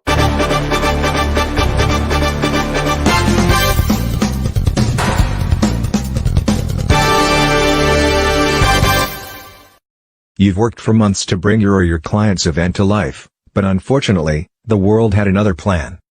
In reality, the only thing you lost is the venue. We take your vision for hosting a virtual conference and bring it to life online. No matter how complex your agenda is, we produce a smooth, engaging experience. Call the Liberia Public Radio today and schedule your event. Our number is 682-433-8802. If you prefer to submit your request via email, please send the request to liberiapublicradio2012@gmail.com. Our staff are standing by waiting for your phone call.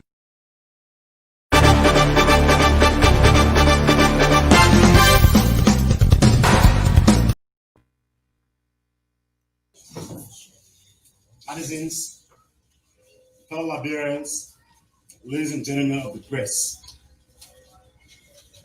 I'd like to begin by thanking God for sparing the lives of my wife, my daughter, and myself. Despite the trauma we went through yesterday as a result of violence planned and executed by supporters of Senator Darius Dillon. Again, as a result of violence planned and executed by supporters of Senator Darius Dillon.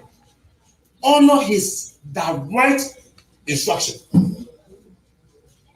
Again, the violence that was perpetrated in District Number 60, the strongest hold of our party in Mosogaro County in Yale, Liberia, was sanctioned by Senator Dillon with a sole purpose of harming and all, killing me and other members of our party. The story I'm going to give, the conclusion is going to come to the assertion that I've just made with a sole purpose of harming me and or killing me and other members of our party.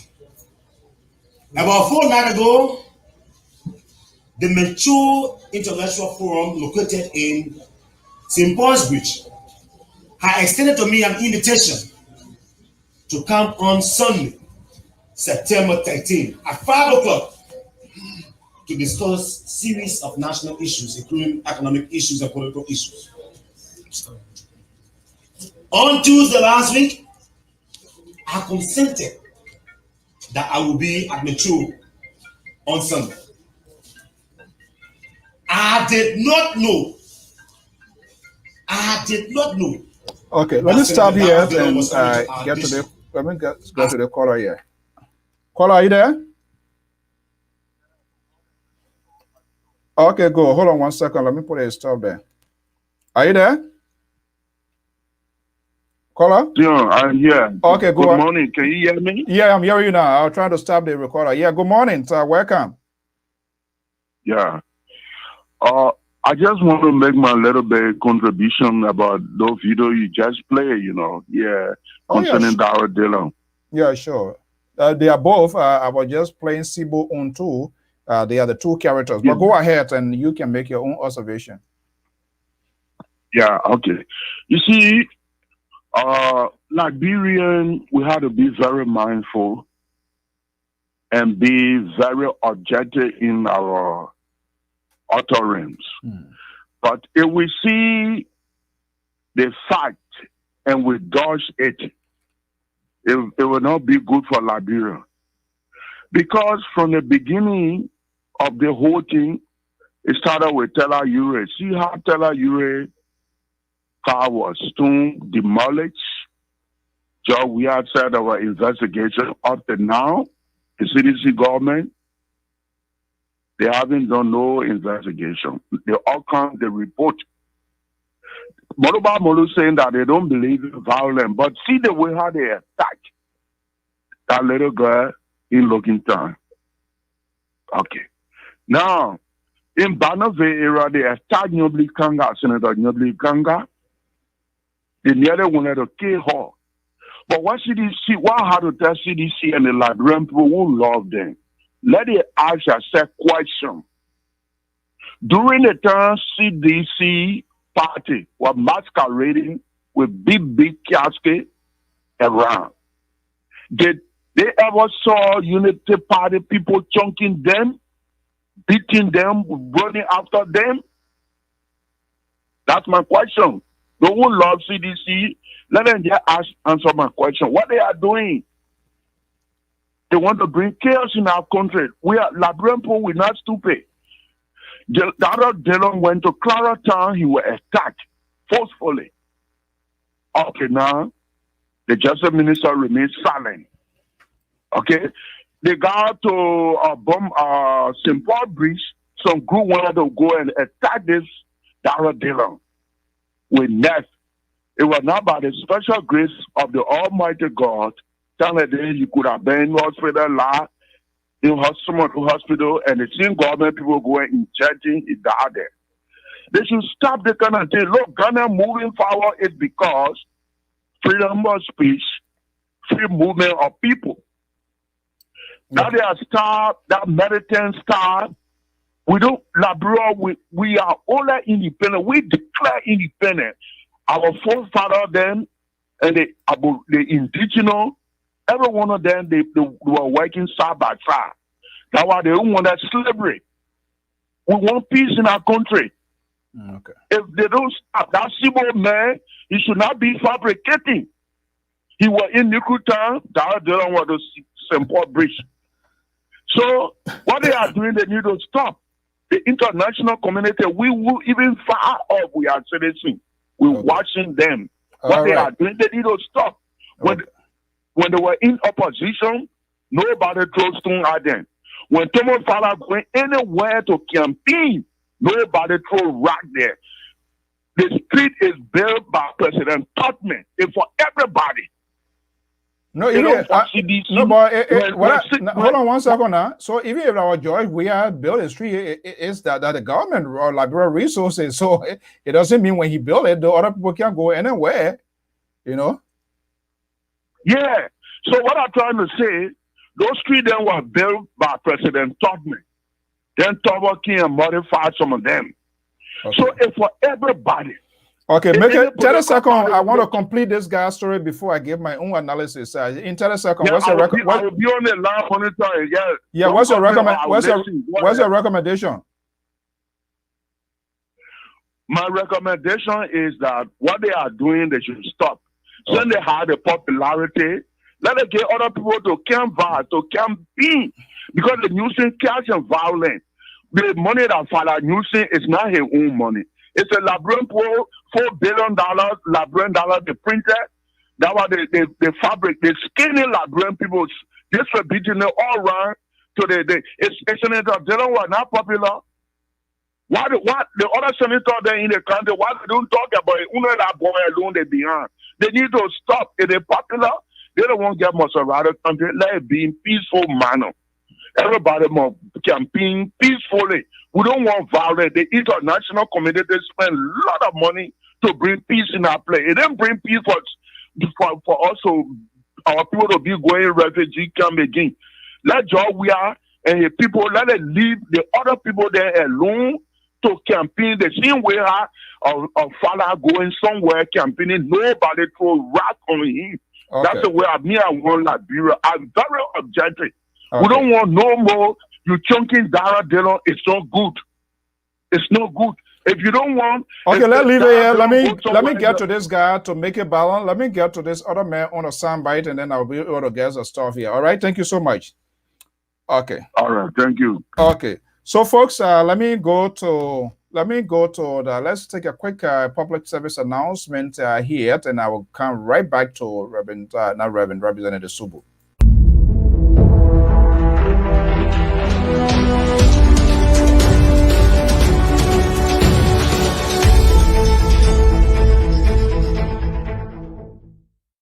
A life so beautifully lived deserves to be beautifully remembered. This is to announce the traditional wakekeeping and funeral service of the late Chief Crazy Sarto, former General Town Chief of Crazen Clan and Chief Elder of Crazen Chiefdom of the Bison Statutory District, Grand Gade County, Republic of Liberia, who died on January 27, 2020 at his daughter resident in Thinker Village, surrounded by his children and grandchildren.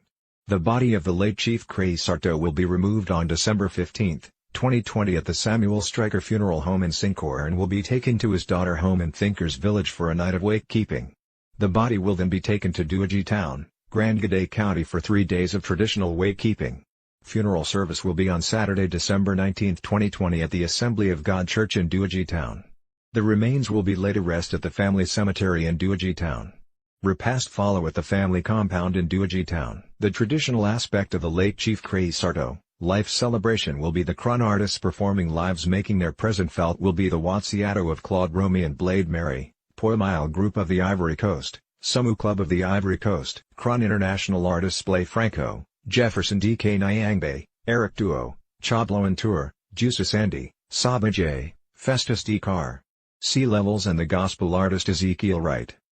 This announcement was signed by Nathaniel Cray, son of the deceased. Okay, all right, that's a public service announcement. For those of you that follow Liberia Public Radio, you want to have a virtual conventions, you want to have a public service announcements or whatever, let us know. And that's the funeral announcements of Omen Chief Crazy Sarto, who happens to be our own station managers here at the Liberia Public Radio, Mr. Nathaniel Cray Port, based in Philadelphia, here in the USA.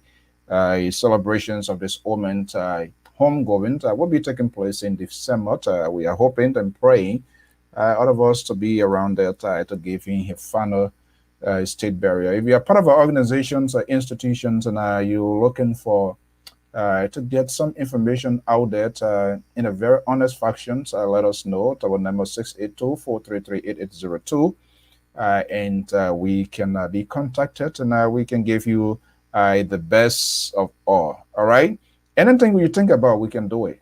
Anything that has to do with public relations, whether you want your video to be edited, whether you are getting married, you want to hire people here in the USA, here in Liberia, let us know. We have the expertise to get that done. Flyers, voices, conventions, and all of that. COVID-19 can stop you. But let's make it proportionate. That's what we do in this business here. Let me go back to Representative Sibu. And you heard me talking about the blame game. We want to keep it balanced. Let me go there, and then we're going to keep get a conversation going. As a matter of fact, he is at liberty to travel the length and breadth to campaign at any time. Our party is a democratic-based party, and we are not going to stay in the way of anybody exercising their democratic franchise. Let us know on Sunday morning that Darius Dillon indeed was coming to our district and was going to St. Mary's Catholic School. For those of you who run to our district, if you were driving with the fastest speed, you would drive for about 2 minutes from St. Mary's School to where I was going in St. Paul's Bridge. That is, you are using the fastest speed with no traffic. It will take you 2 minutes drive minimum. Ladies and gentlemen of the press, I've got to Mencho Intellectual Center at 5 o'clock. Before I got to Mencho, lo and behold, Darius Dillon, under his direction, and his entire team has changed their plan. For what purpose? To harm and or kill me. And to harm and or kill other partisans. They were supposed to be at St. Mary's Catholic School. At 9 o'clock on Saturday night, let you know, they had changed their plans strategically for this purpose and chose to move directly opposite where we were supposed to be situated. As a matter of fact, their decision or their conclusion of their meeting point was concluded on Sunday morning at 9 o'clock. After everyone else who is in St. Paul's Bridge and members of his supporting team, who are also members of the Mencho Intellectual Forum, already knew since Tuesday that I was going to Mencho Intellectual Center. Again, this was an orchestrated plan to eliminate me and members of our party. We got to Mencho at 5 o'clock. Again, all I thought was Darius Dillon would be at St. Mary's Catholic School. As I walked in and was ushered by our militants, again, I was blank. I thought the entire scenario was because a heavyweight was going to discuss serious contemporary economic and political issues. I jumped into my discussion at 5:10 with my wife and my daughter. After 25 minutes of presentation, I got signaled that Darius Dillon was across the street. Thankfully, the police have managed at that point to ensure that the two groups were separated. After 25 minutes of my presentation, when I paused to receive my first set of questions, I realized at that point that Darius Dillon and his team were departing. Again, I want you to get the rationale that supports my assertion. As I was beginning to receive questions, Darius Dillon and his team were about departing from the scenery. As soon as his car got in from the police station and was approaching LMC Junction, the site on which I was sitting and making my discussion, rocks, stones were being thrown. Okay. I think, folks, you have listened to this yet, just to make it proportional here. I have never seen anything like this. This is more than the Kolonko Luo confession during the Samuel Doe time. What sort of revelations is this? It's so stupid, it doesn't make no sense. All of his argument, and this is what I was just talking about, all of our politicians, they lack the visions. They don't have no hair on their head. They don't think soundly. They don't behave like a normal person. For Sibu to be saying all what he's saying here, even though Mr. Dillon too, he's also jumped the guns. He did not exercise political tolerance, like I was saying. But this guy, his revelation doesn't make no sense. So it looks like he forgot his own activities that he was planning, and he was profiling the activities of Darius Dillon to the extent all of the details, or like maybe there was a webcam or somebody have like a recorder that was on Darius Dillon that was transmitting every bit and pieces of information to him. These are the kind of people that we have. These are the kind of people you're put in offices in Liberia, and you're expecting things to change. Darius Dillon, in his word, with his sole purpose to kill me and his family, and not only you and other partisans. That's a serious indictment. That is a serious indictment. We have called Moses Carter, who is the deputy police chief for public affairs. He yet to respond. And this is the annoying part of it.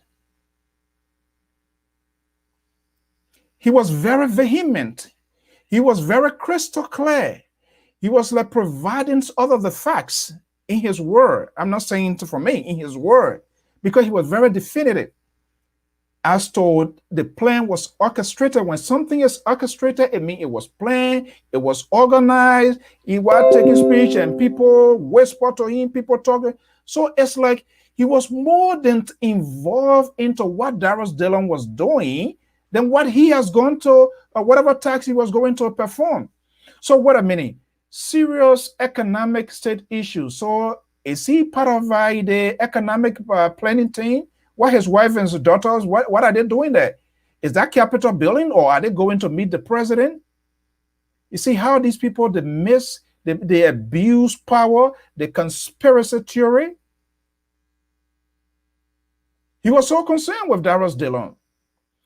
If he was a sound representative, if it was somebody with shoulder in his head, and Darius Dillon too, he jumped the shadow to respond, we'll do this, we'll throw right, behave like a little child too, and that's what I'm saying. All of them do not, no vision, all of them the same. If it was a Westerners or somebody, or maybe somebody that really have the country at heart, the very first thing that will have come out of his mouth will condemn the situation and call on the authority, the government of Liberia, to conduct an immediate investigation. But he has gone there, took the podium, he has sent this sign, he has sent this thing out to his partisan, that his sole purpose, and what that does, it empathizes the situation he finds himself. I'm telling y'all, it is because of y'all. I've gone there for the party. I've gone there maybe to campaign. I've gone there to seek support. But it's because of this party. This man wanted to kill me. And not just wanted to kill me, but to kill my wife, to kill my daughter. And not just only my wife, my daughter, but it's to kill other partisans. That's what he's saying. Whereas if he was a real lawmaker who believes in the rule, or who has confidence in the root of law, who have called for first thing first to condemn the situation and call on the very government that he works for to bring those perpetrators to justice and find those who are involved. But he was very, very, very much vehement. He was crystal clear. He was sure. It seems he has all of the evidence that the actions of Darius Dillon or his people, and he said, he used a word, on the direct supervisions of Darius Dillon. So he has indicted Darius Dillon that Darius Dillon wants to kill him.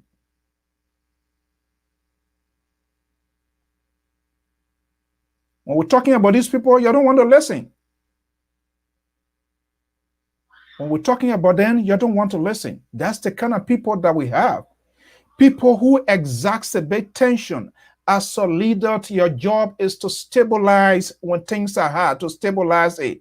But he has gone to his party headquarters and said, hey, these people are ready, they want to kill me. The purpose, the plan to kill me. But he knew all of the details. That's the amazing part. All of the details. I didn't hear anything about his own program. But all of the details, program, step by step, of Darius Dillon, he knows about it. Like he's the chief of staff of office assistant, maybe special assistant to Darius Dillon. That country, we're in a serious mess. And we also have Darius Dillon, being an immature politician, also responded the way he feel like responding, and later on retract his statement. That's the kind of people we have. And I want some of us to sit there and just wave a white flag to them. It's not possible. Sibu should have gone to his official office as a lawmaker and called a press conference. But it is unfortunate, but because he was in a comfort zone anyway, and you have our lazy colleagues journalists who do not ask questions and who also they are always intimidated. I'm waiting for anybody. We have extended the invitation. They can't come because most of them, sometimes they come, you and them talk. The next thing they want to know the kind of questions you want to ask for you to ask them. This is not an ELTV Sherman Brown those days, 1980 yes or no contest. It's fair to say I can give you an outline of our conversations. Fair to measure it that way. But to draw our questions and send it to you, I'm not giving you a homework. That's not a take-home exam. You are a government official. Your statements, your actions, whatever you say, it matters. And we must hold you accountable for it. So you're waiting for me to text you or email you. I don't have time to waste. And that just shows the irresponsible attitude and the unpreparedness of people that we have entrusted to be lawmakers and be major actors into the political process in Liberia. It speaks to that volume. No condemnation over the process. He did not call for an immediate investigation to know who are the perpetrators and why. I don't believe in anybody. I'm not a fan. I'm not a believer of people who wants to take other people's life. But for he to come out to say that Darius Dillon wanted to take his life, even though Mr. Dillon, he in himself, whoever advised him, decided to behave like a child too and say he's gonna instruct his people to be carrying stone bags and say, and that's what Barros Brown came here to re-echo, that they're going to be taking stones, that they're going to defend themselves. You heard Sibo saying they get a militant group. You heard Barros Brown from the CPP. They get a militant group. They are radicals. So that's the kind of country that we have now. We have militants. And there's no question about that. Nobody needs to be trained how to hold arms. All of those people, everybody fought in that war, in the country, directly, indirectly. They knows how to operate the weapons. And that's why some of us are calling for the complete disbandment of these crazy group that these politicians have created, call themselves brigade, call themselves militant, and all day they get their hand all like this, bagpipe, grab barrel. What sort of signal is that telling us? A country that fought a deadly civil war for 15 unbroken years, and we have a national government that is encouraging that, and you have an opposition who should have flipped the table around to make a good argument and tell the Liberian people why they shouldn't have even elected this government in this first place. They have also drowned into the ballots and also into the playbook of the same ruling establishment. So then what difference does that make? Government get militant group, they get radical group, you the opposition, you put your own radical group, you put your own militant group in place. So then where are we going as a country, as a people, as a nation? Is that why you want me to believe that they're going to be the good or are going to be the change agent? They don't. I don't believe in them today. I don't believe in them yesterday. And all because of their actions that they have exhibited. That political tolerance, will, or leadership is yet to be exhibited.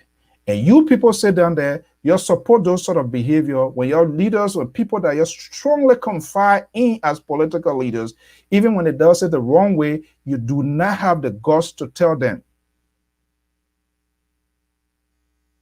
Because the whole, our future, the generations of our future, they hold it up today. They hold it up. They hold it up so that these people will continue to be a slave to them.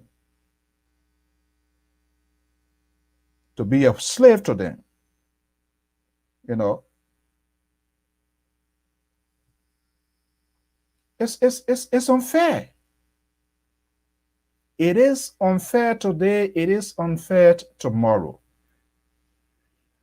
And the opposition and everybody, all of the advocates, they do the same thing. And you want the international community to take you for serious, to give you money. And then you wonder what's happening.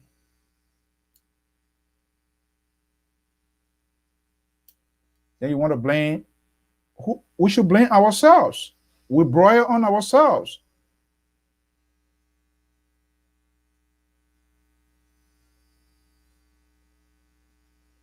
Then you talk about Ghana, you talk about Cote d'Ivoire and all of that. It's not magic. It requires an ultimate sacrifice. Honesty, sincerity, and being a patriot. That's what it requires. They put the interest of the country should be first. On the contrary, in Liberia, their interest is first. They behave like Donald Trump here. He's so worried of he being re-elected than to look in the eyes of the American people and tell them that the virus is real and he should wear masks. We should wear masks. But he tell you, say it's fake. You're not anything. Don't wear it. The opposition, maybe if they didn't see the town hall meeting conducted by yesterday on CNN with Joe Biden, they need to take a time and watch that clip. And those of you who interpret the message of the oppositions or whatever, you need to take time to watch that. So you will see the role of a leader, how a leader, a potential leader, or one who wants to lead, what he or she should be doing. They don't inflame situation. When even their supporters want to burst into flame, they will decrease it. They will minimize it. And that's when people know you are a leader in crisis. Or they should learn from the guy from the ghetto who's a singer, Bobby Wine, who is one of the major political actors now in Uganda, against one of the world's worst leaders, Yoweri Museveni, being in power for years and years, over 30 years. He was stopped from campaigning in his own born town. And government forces, government loyalists of Yoweri Museveni carried out a ploy to assassinate him.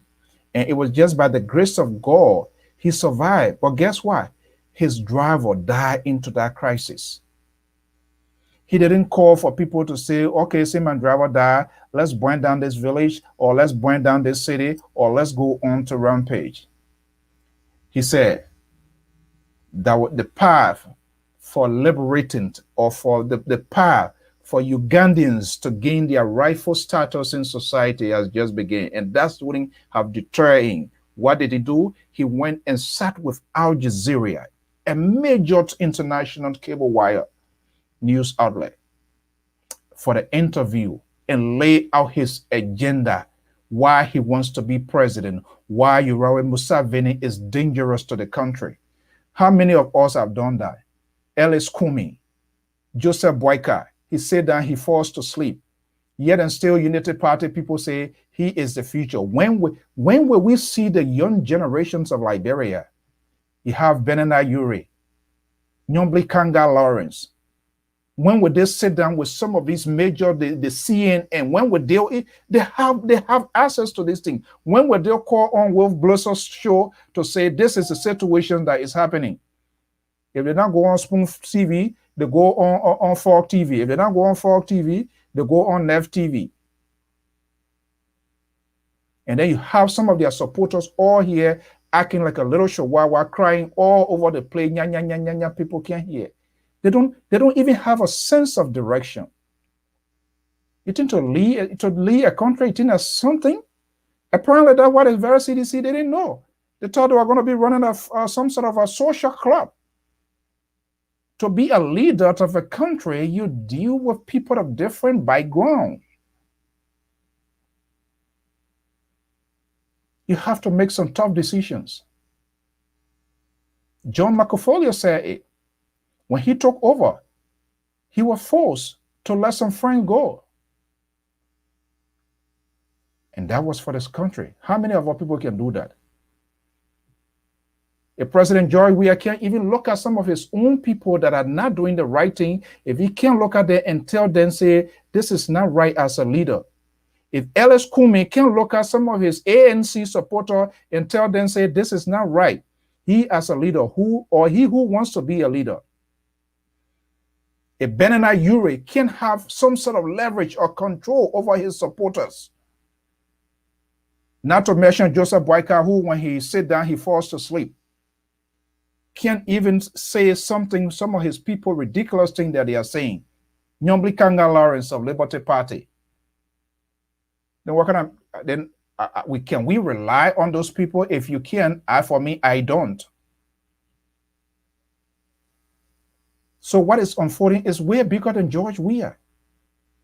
If we can't take the bottom to top approach to address systematically and approach those issues that we've been sweeping under the rug, and that we sanction people's voices, that people shouldn't talk, or everything is okay because it's okay with you, then we have a lot of problems and challenges to go through as a country. And this is it's a troubling news. And I can tell you, the international community are sick and tired. You think Sierra Leone want to go back there to go do a peacekeeping? Them are stupid in our country.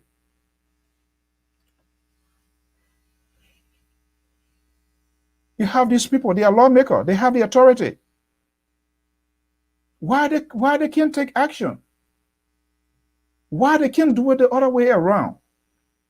Violence cannot solve violence. That I can tell you. Violence cannot solve violence, because we saw that, we felt it, and it didn't help us.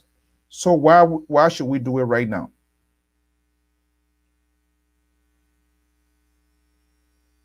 We're not get tired. We keep talking. We will not get tired, because it's part of their strategy that when we get tired, then we'll have their free way. But I'm telling you, for some of us, we'll not get tired. You know, the media industry as well.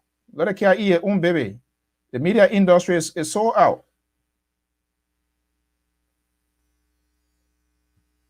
You listen to some talk shows, they are one-sided. They do not have the guts to even point out some of the wrong things of people that they support. They don't do it, because if they did, they are eating mortal with close.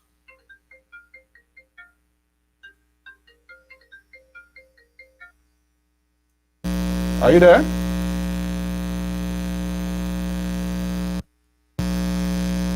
Hold on one second. Hello? Hello? Yeah, can you hear me? Yeah, I'm hearing you. Go ahead.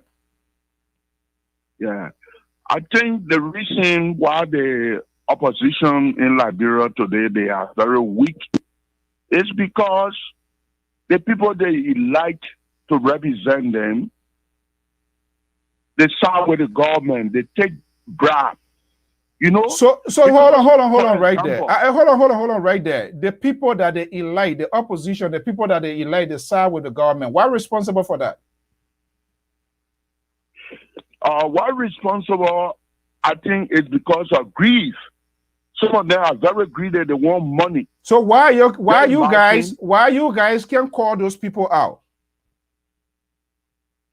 Well, this is why today this guy, Dara Dillon, is trying, Yeke Koluba is trying, and we need 30 people like Dara Dillon to be in parliament. Okay, and that's a good. Dara Dillon, he's on his way, he's doing his best, but he's also getting over the edge, and somebody needs to tell him that, hey, you who want to do something here, but you people, I don't want to indict you. You're not part of them here, so let me take it back here. But people like Sano Johnson, somebody that is caught on tape and talking about government money can be used any kind of way, and this very oppositions, the very collaboration embrace such a people. Isn't that kind of troubling news? Well, what you are saying, brother, so it can be true, but I never saw such a video. So I agree with you, but I don't know. But from a preliminary introduction into the game here, something what I said in the opposition a week, I want to give you a scenario.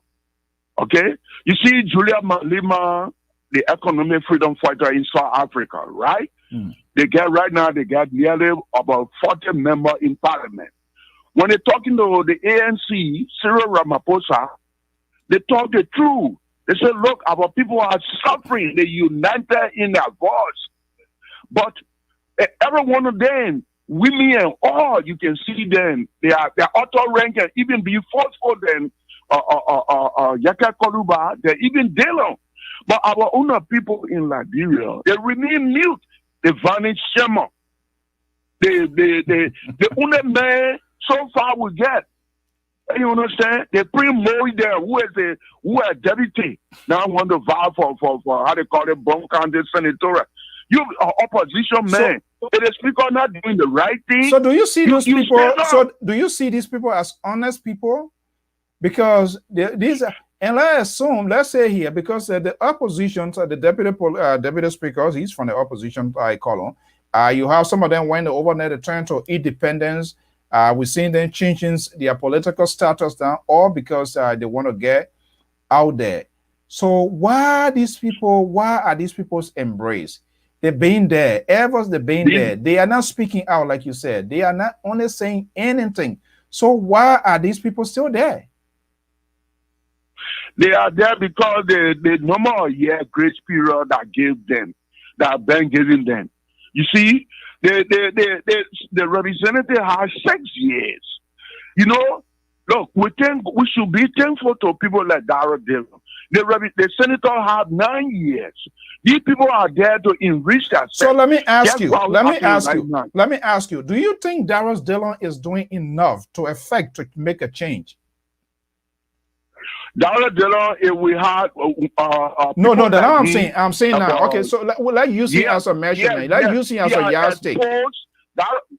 ADD exposed a lot of ill in the society.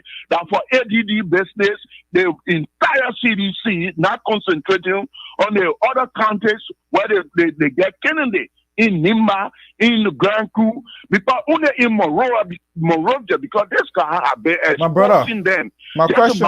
Hello. Can you get me chance? No, but you're not answering my question. I asked a specific question. I asked whether Darrell Dillon is doing enough to affect the change. If that the answer you are providing, just let me know. He just been there 1 year. Yes, my answer is yes. He just been there 1 year. He haven't been there for 9 years, 6 years, 5 years. Yes. Is that a rare line? Is that a rare line for it? Because he's been there 1 year? Yeah, but he started, you know, everything is gradual process. You were just giving because the lady that passed away, Jared Lindo, so you were trying to complete her term, which I think maybe 1 year, 2 or 3 months, then they go into election, this coming election.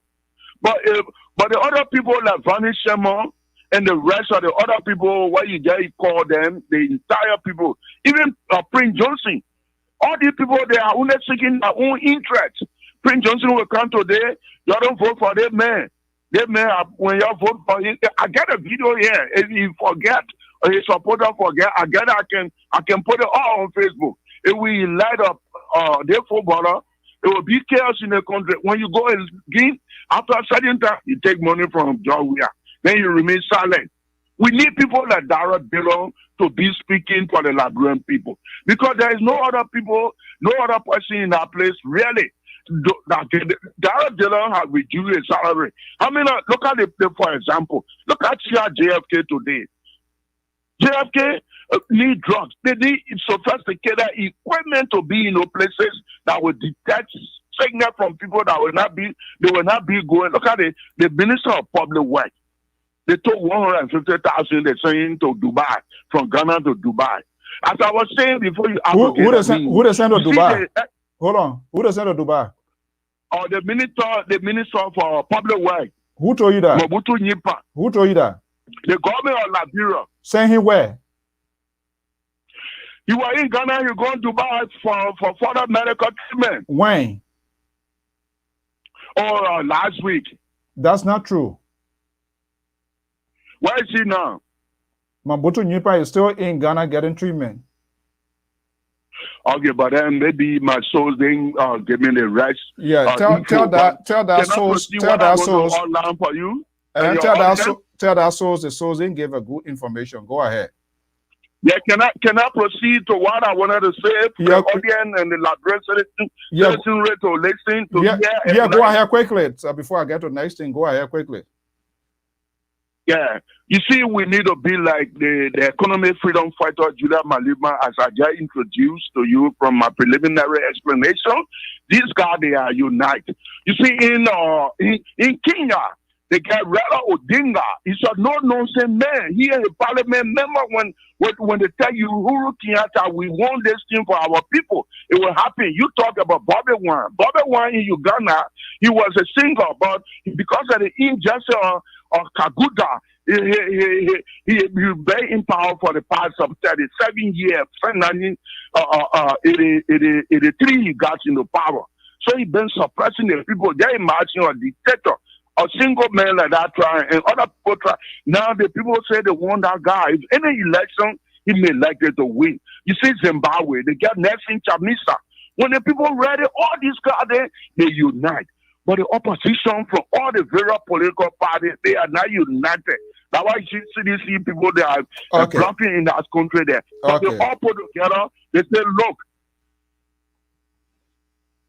we're not part. They buy Darrell Dillon. That will move forward. Thank you. All right. So you don't want me to talk. You see, that's why you don't like. You, first of all, you came here, you provided false information. You just go out there and get any kind of information, you put it up. And we say here, it's not, you can go find whatever network and make any kind of statement you can make there. But when you come here, whether you're politicians or something, we have to fact check what you make. Mobutu Nyipa is still in Ghana fighting for his life. And I can definitely tell you that because we got a source there and I got a text message there. And he is still there to come and tell us here till he's in demand before your source. That's how you lie, you spread all sort of false news. 817, are you there? I ask you a simple question and you get going all over the place. Those sort of statements of political correctness, I don't have time for it. I ask you a simple question, caller, I'm going to be talking to you. I ask you, what is doing enough? Yes, this is what he did. This is what he's doing. You're calling all of those people. Yes, Bobby Wine, he went COVID, Yoweri Museveni called him to give him money. What he did as an opposition, he refused. He said, no, this is not money for me. Oh, well, the very opposition government people, they sit down with the government, they go and have a Danny and take the money, and then you come back, you want to come to say what? All of them the same. 817, go ahead, make your comment.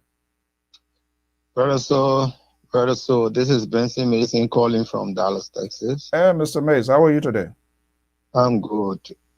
I mean, it is annoying and it is heartbreaking when people defend the wrong because they in bed with the people that they're trying to defend.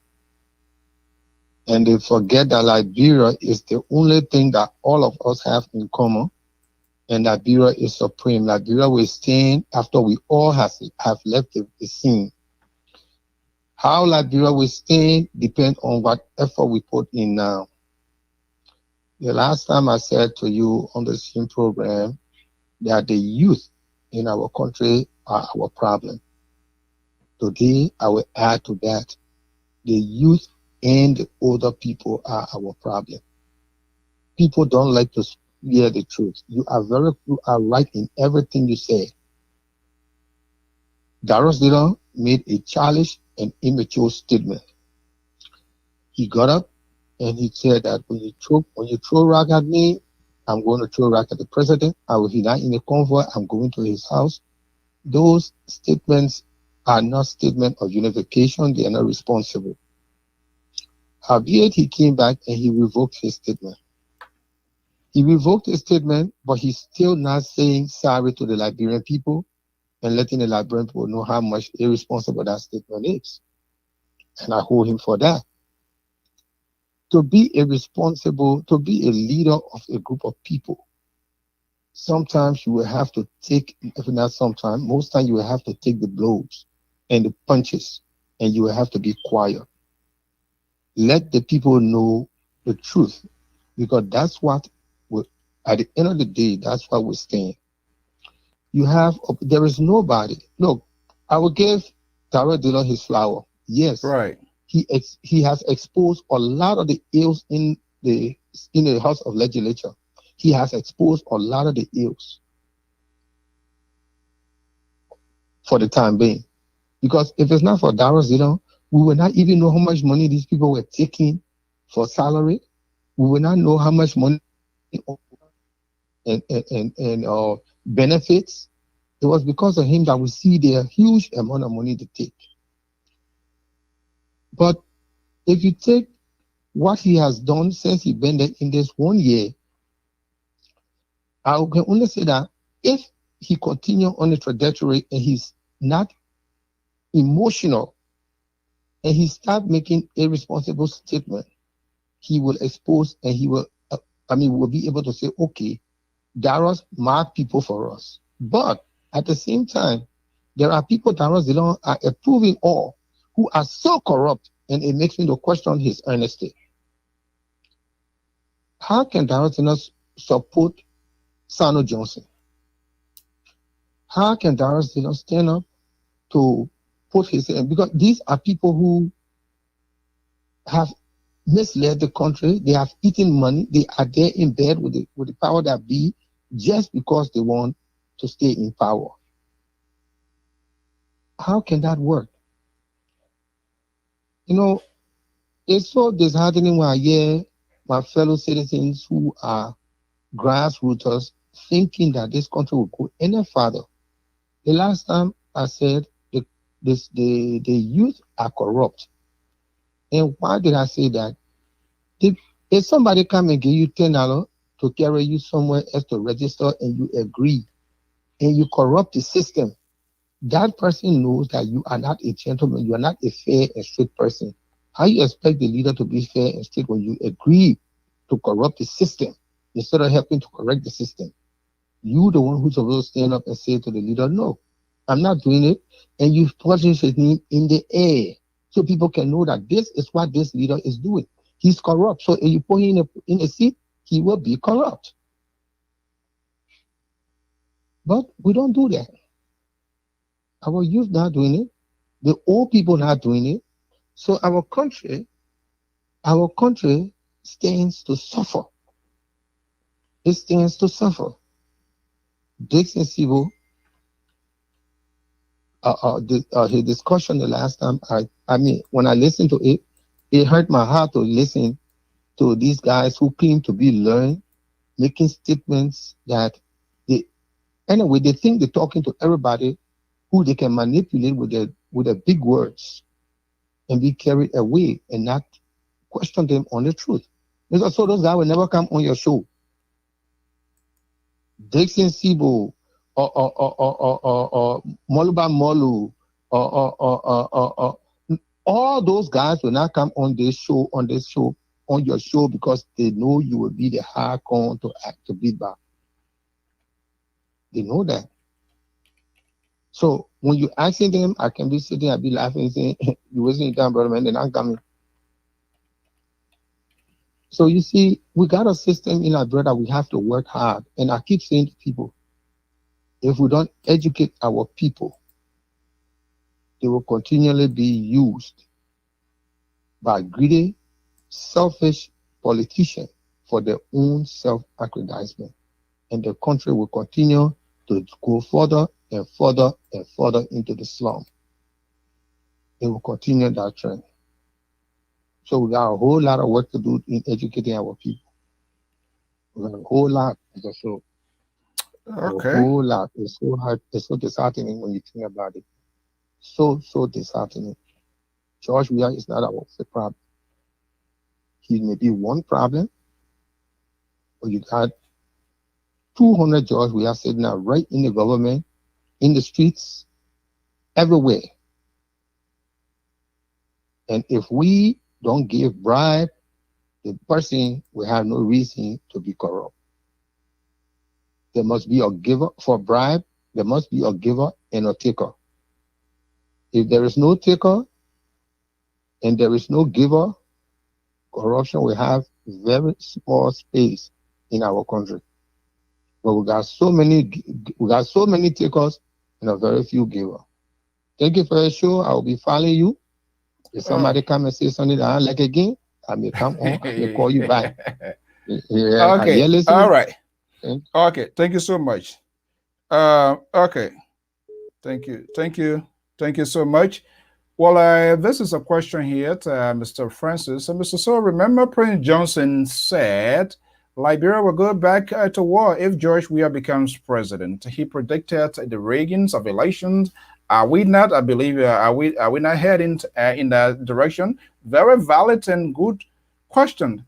But what happens? What becomes of the very Prince Johnson himself? You know, what did he do at the end point? And I said, this guy here, I hate to do this, but we have to make people known to learn forcibly. I want to see here that I want to do something here. I'm just going to give you a sneak peek here. This gentleman I called from Australia, and I say, I want you to look at this here and see here. This is a communication 3:17 a.m. All right. I do not intend to disclose my source to show that the minister is also aware. And just get up. People just get up and say things that they don't want to. They don't want to say. That's a communication that was this morning, 3:17 a.m. And for you to come here and say it, and when people tell you the truth, you don't want to listen to it. Yeah, I understand. There are bad policies in the government. No if and but about that. Have proof? Of course, that's it. That's it right there. That's it right there. But until we can face it, until we can face it, until we can face it, we will make it to happen. Other than that, forget it. All of those great people that you are calling, they were very brave. They didn't waver in making decisions. Yes, Dillon, he has made some significant progress. But we're not going to give in I'm not going to give in all the 100% as you want to. It's out of your own volitions, out of your own way you want to do it. I say he can still go further.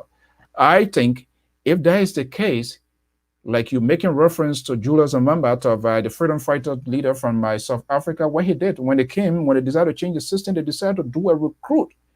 He didn't brand himself with those old wine and try to make it like a new that you are projecting something new. No. So that's what the opposition should have done. Some of those people that went and flipped, they never sided with them. They took some decisions on the in favor of the same very ruling establishment, and they are there today. And say they are running on they are running on that ticket, and the opposition want to support them. Is that something you want us to buy into? So then what's the point? What difference does that make? When you're supposed to recruit, and some of us say it from the onset of this whole how framework was being put together, that it would have created a problem. Because it was hurriedly done, or one or few people think they have control over it, so let's do it this way.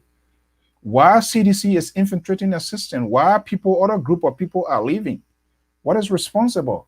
Who is making that decisions? What is the conversation that is being kept behind the scene that you think you know and I don't know?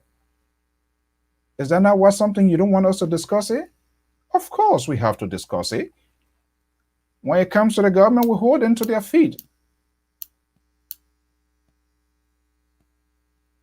Election comes with a lot of consequences. And if the opposition, if they mean business, they have to adopt a new strategy. And that strategy, more or less, it has to be a winning strategy. A winning strategy. That's what they need to adopt. That's what they need to adopt. Somebody say, your questions is a fire. I don't know. I asked tons of questions here. I had to ask him who told him where he get his information from. Prince Johnson, the tradition of Prince Johnson is known. Everybody knows it. Prince Johnson goes where the ball's going to drop. He said at the end of the day, what happened? He endorsed the same very man. He went and delivered him and said, this is your son. So is that kind of person I'm going to take him seriously? No. Johnson is in the game because he wants to protect him. He wants to protect himself from being prosecuted. So he's going to be the senator for the long years away. But until, and if the opposition feels he's the representative, because of course it's not a surprise that he will be in better with the government, because that's where his protection more or less going to be. It's normal. But until the oppositions can come together and say this is a person, see what's unfolded recently. Do you think it was a good thing? That political breed is still there. That fracture is still there. Whether either Gonglo were going to be there or who thought one were going to be there and give their support, we don't know. So if they knew that long ahead of time, President Johnson get what? In 2023, they need to start making preparation now. Who going to be a likable candidate, or who going to be a candidate that will contest and that they can persuade the Nehemiahs?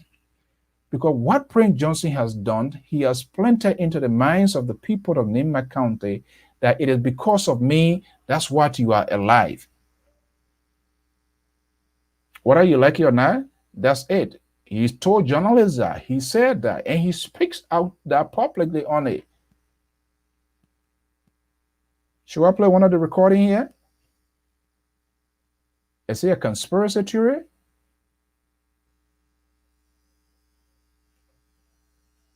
So for the greater part, whether we like it or not, the people in our region, they strongly believe in him. And they see him as somebody who brought redemption to them. Whatever context it might be in, that's a different point of discussion. But on the philosophical part, that's how they see it. And so they validate whatever he says.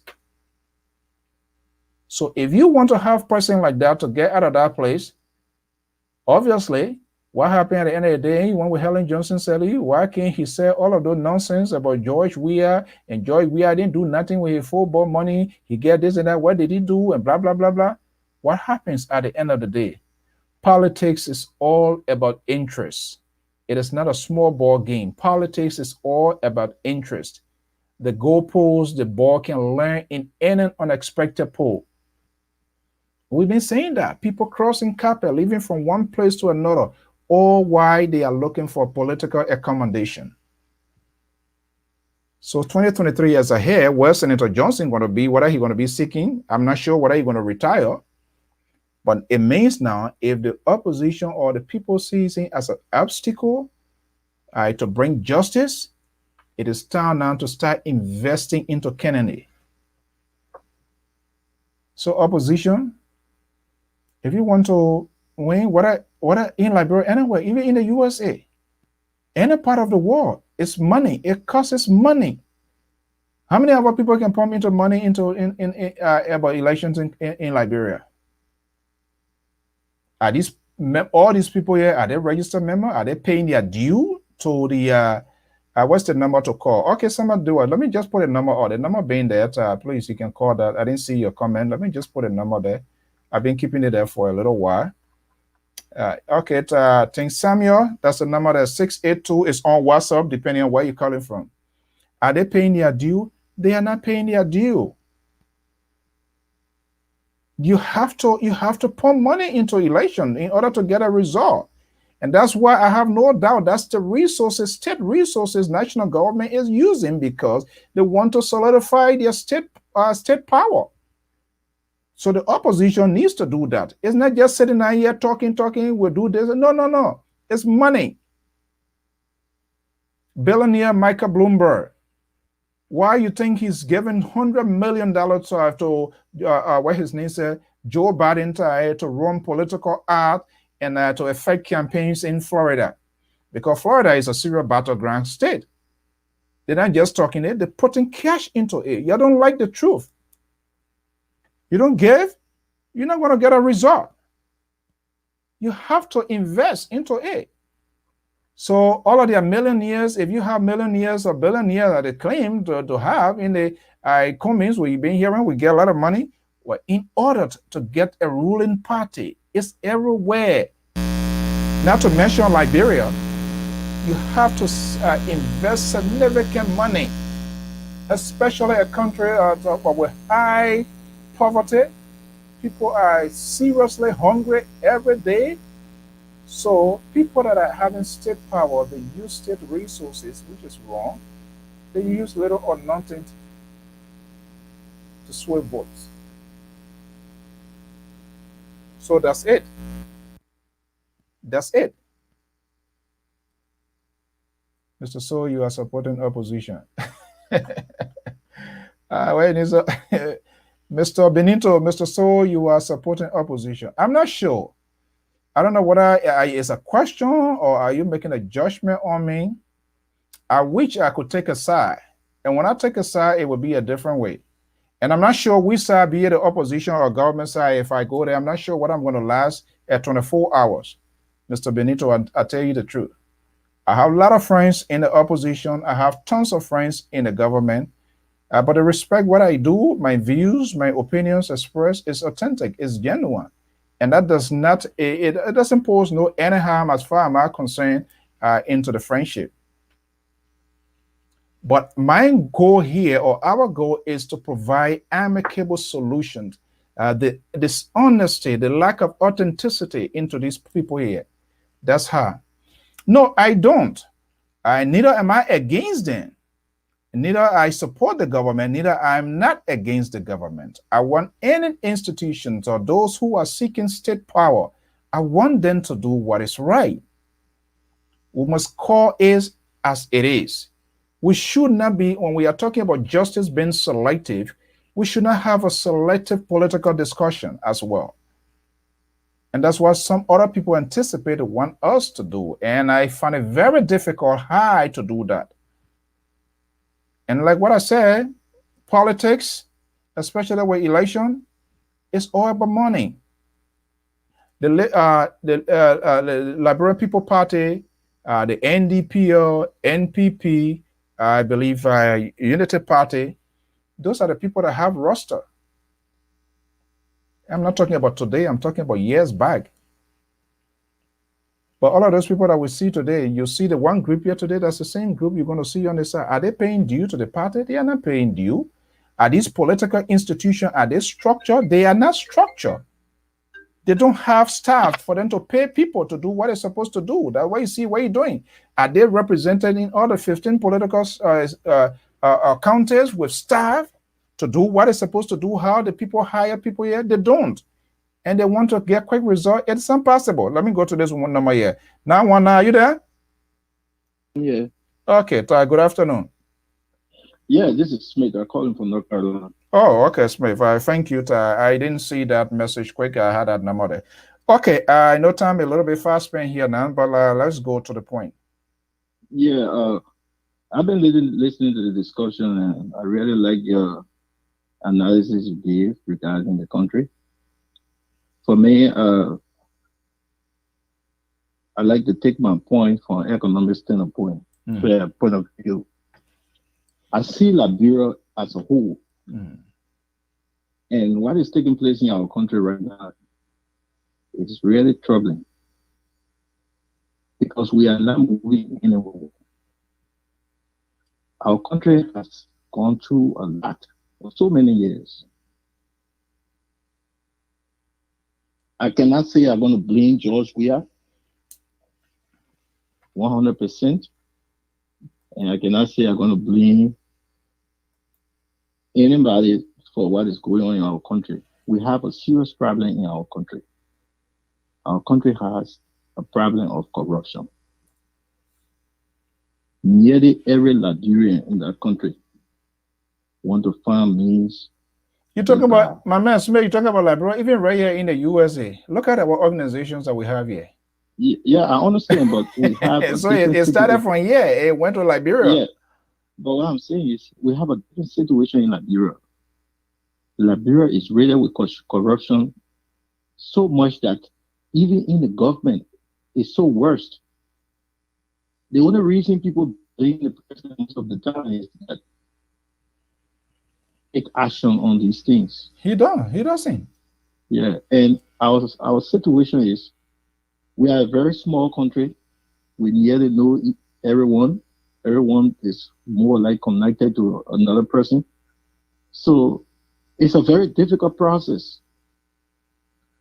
Any president who takes state power will find that problem a very difficult problem to solve.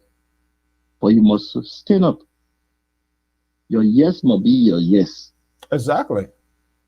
And that's the problem we see. And not just only that, you got to let certain friends go. What are they? I don't care. What it's starting the liberations, starting the freedoms, whatever struggle. It does not necessarily mean they should end that struggle with you. They got to go. Right. And that's the serious problem and the weakness of this administration. He's a very sociable man. He had a lot of friends during his years of footballing. He had that humanitarian spirit. He don't want to hurt anybody. And he takes state power. He takes control of a state that nobody cares whether anybody feel whether the country is going to be hurt if they do this to the country or it's not going to happen. He still found himself in a position that. But Smith, talk to me a little bit. Yeah, talk to me a little bit. I'm trying to get at a point where you and I can understand this problem. So the point is, Liberia is different from how other people see it outside. I mean, the government is different from how other people see it outside as to when they get inside. You see? Okay. And that's the problem. And one thing I have to tell you that there are many good Liberians who are in that country are so afraid to just stand up and say, let me go into government and help my country. They are so afraid. There are thousands of Liberians who can go to Bonn and say, look, I want to be senator. I want to be representative. But they're so afraid to stand up. And we just can't understand why that is happening. You still having this same recycled politicians keep going on in our country. And the country is going down, affecting everybody, the good and the bad. You see, we understand Darius is doing his best. He's not 100%. But where are the other good Liberians who standing there looking at him? Exactly. What are they waiting for? We will always say, oh, we need an international. Right now, the politics of the world is different. No one's going to come to your country to help you anymore. The world has changed. Until we Liberians can realize that, that's the only way we can change our country. Look at what is going on in our country. Look at the issue of rape. And other good Liberians are sitting there and just can't say a word about it. I'm not going to blame the government. You have churches. You have bishops now ordained and washing politicians here. How about the people from the former administration, the administration that just passed? Where are the Gafuans? Where are the Gafuans? Where are the Christopher Toole? Where are the Richard Tobo?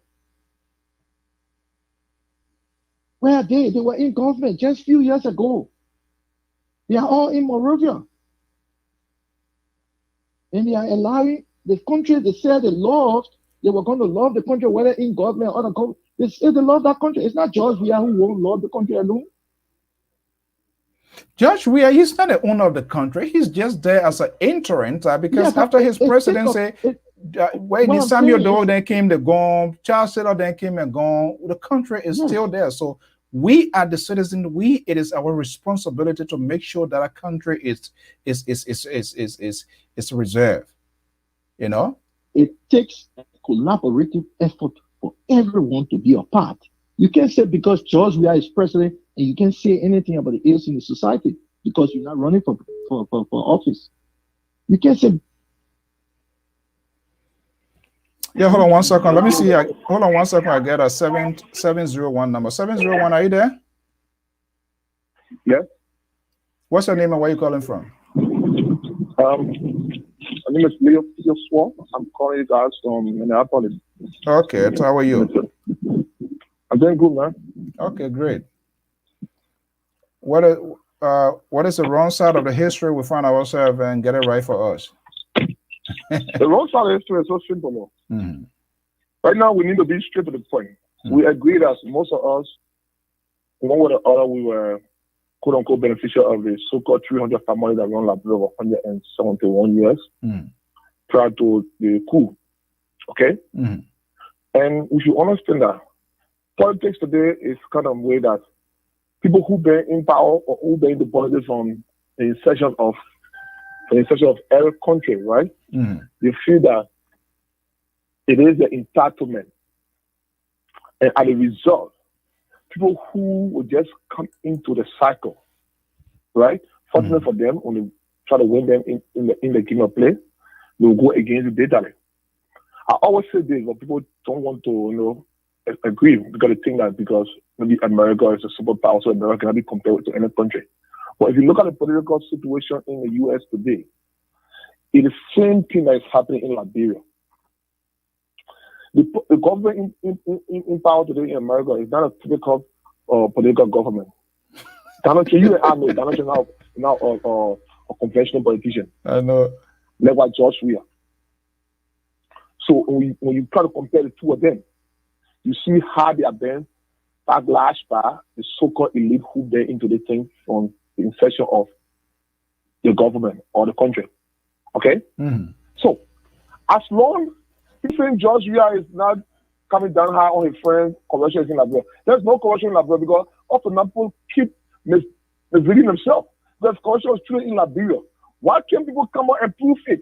Like in Ellington, it was proven on many occasions that people were corrupt, and Ellington came out openly and made that yes, it's true. And she will switch up to her friends from one position to another. Why in the government people cannot prove that corruption is in this government? But people just say, you say, I say, they say. All because of the so-called propaganda from the so-called 300 families that ran Liberia for the past 171 years. And today, George Weah is in power. You think the people happy? They're not happy. In the city in America, you think the so-called politicians are happy with Donald Trump being president? They're not happy.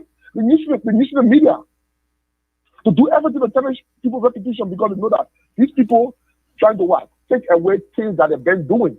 And if the people continue to remain in power, they know definitely that people are going to expose things that they've been hiding among themselves.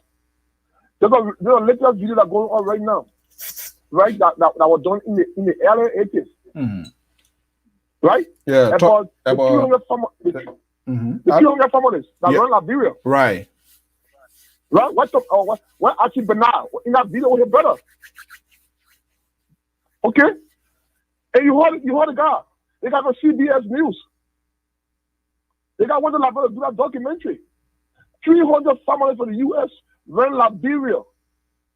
Right? There were 40,000 in numbers in total of the family. So then the family that grew up to maybe 100 plus now. Right? You saw it. You are big brother to me. I'm 44 years old guy. I'm born 1976. Right? You and I know. It was one hand to another.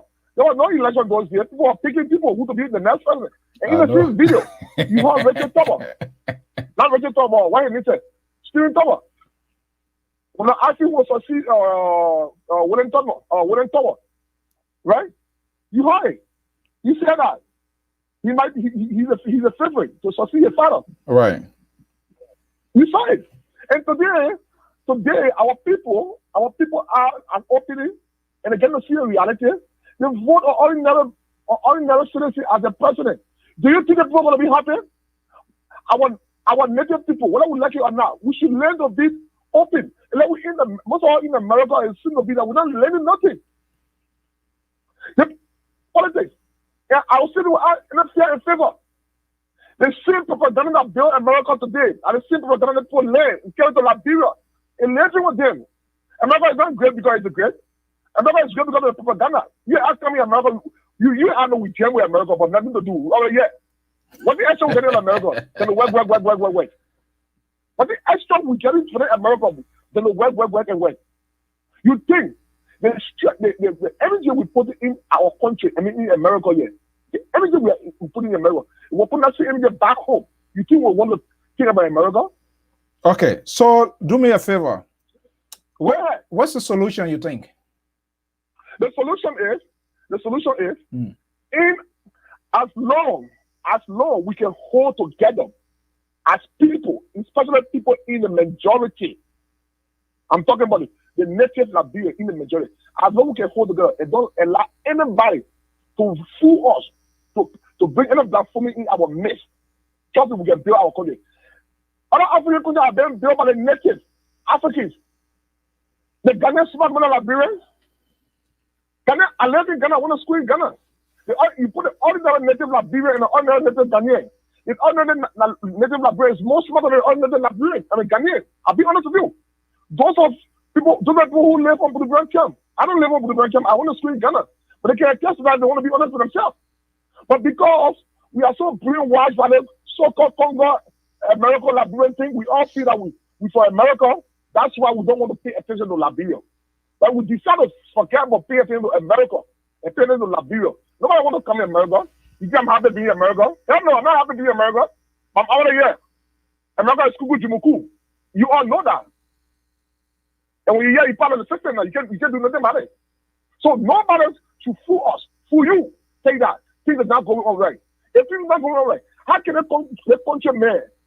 They couldn't make it tell you that your minimum tax you get it, you pay to your government can build your country. Why can we think?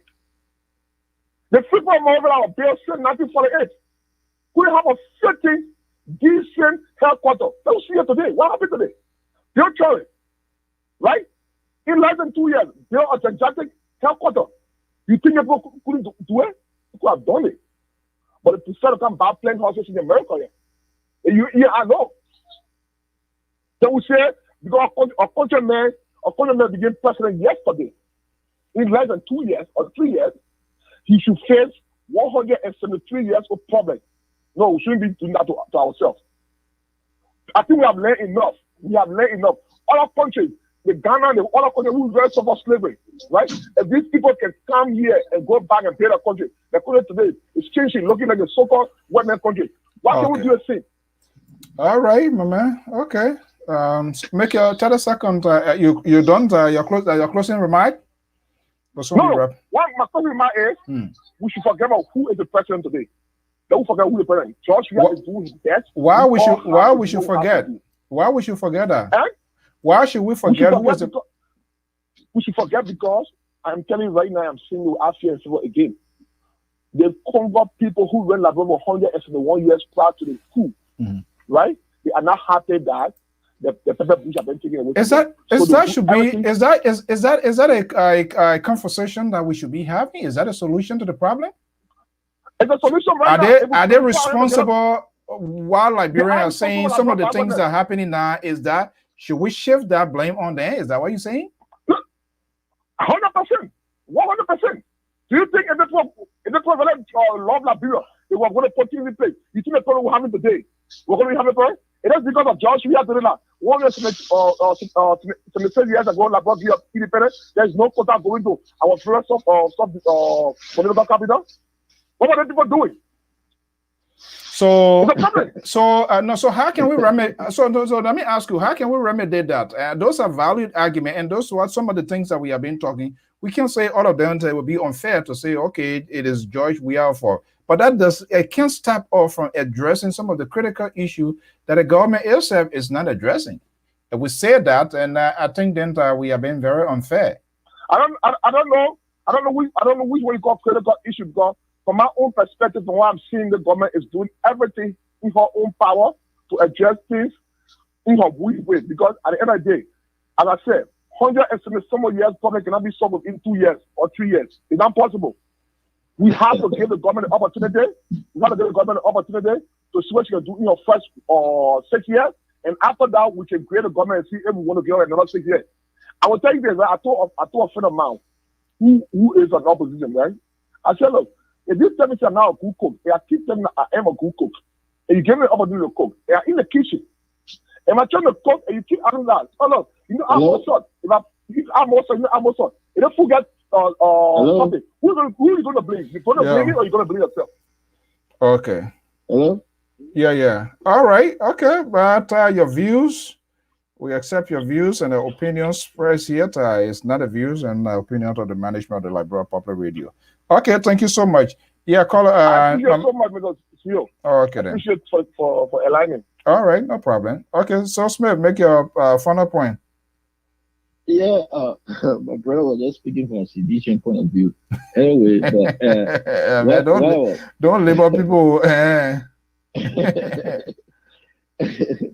But okay, what I wanted to say is, which is very much important. We cannot compare Liberia with anywhere else. But one important thing we have to understand that if Liberia is supposed to move forward, we who were in the opposition are crying for transparency, that were crying for accountability, should be those ones that when we take state power to be able to proffer those things that we spoke about. Right. The problem with our present leadership is they say so many things when they were in the opposition. Because they don't know how government works. Yeah. Right. So I mean, we were sitting there looking at them talking. We would bring war crime court. We would do this. Look at our anti-corruption commission. Look at the Liberia Anti-Corruption Commission. I don't have a problem with Mr. Wabudigi, but the point here is this is a guy who was appointed and he had a whole lot of discrepancy on his nationality that led to the president withdrawing his nomination. So then who you have a problem with? I mean, the point here is, I mean, the president has the right to, give him citizenship or whatsoever. But what I'm saying here is, if you want to institute transparency in government, be transparency for everybody. George Weah is not president for citizens or his party. He should understand that he's president for everyone. I understand he's have a very big tax there. So, look,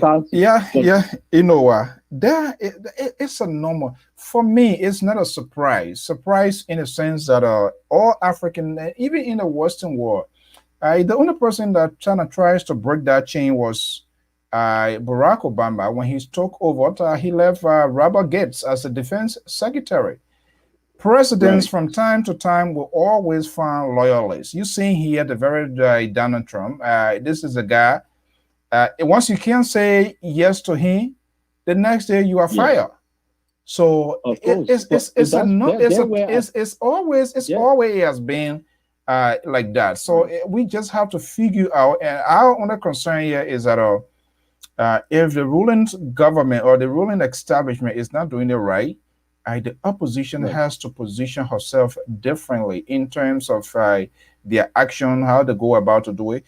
I assume maybe you watched the town hall meeting yesterday with yes, you watched that, and you saw how Joe Biden positioned himself in terms of the issues that he was addressing, and you listened to Donald Trump. So you found out that Joe Biden he found himself to be very forceful to get to the issues, those burning issues, so that voters would most likely come in his column. He can't play the book that Donald Trump is playing.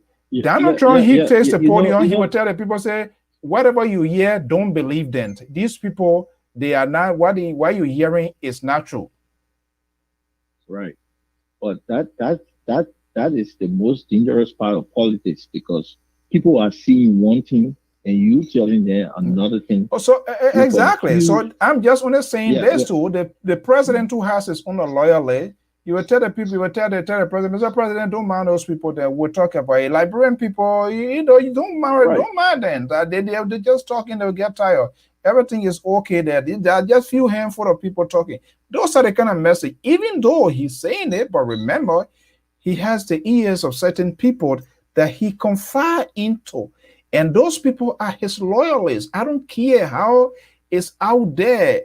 These people will go and say, no, that's not true. Don't mind them. Those are people who don't agree with you. They are the one that orchestrating what is going on. That's the situation. But my problem with Liberia and President Weah is he's so much focused on the city of Monrovia than the country itself. Like I said before, I look at the entire country, because there are so many people around the country in Liberia are suffering even worse than Monrovia. I understand people are finding it difficult to get jobs. That's why Monrovia is being flooded with a whole lot of people. But remember, You have a country of 5 million people, Okay. almost 5 million people. Yeah, the populations of Monrovia, Liberia is just equivalent to that of the population of the city of Accra. So just imagine, we are just small handful of people. Yeah, but what I'm saying here is we are supposed to focus his attention on how he can govern other parts of the country. It is important. Look at the roads going to Lofa. Look at the roads going to. I know he's making strides in getting these roads fixed. He was not the one that started it. Ellen did some part of it. I know he's doing it. But when the previous caller said there's no corruption in George, we are government. It's like, you know, that just being very dishonest. And okay, that's you know. So you know, I mean, we cannot continue to say this. We are Liberians. We know each other. We know what it means by corruption. No one can. Well, but he probably has a different. He has a different definition, and that's a challenge that we have. People see what is wrong, and they say no, it is not. Yeah. So how can you get those kind of people on the negotiation table?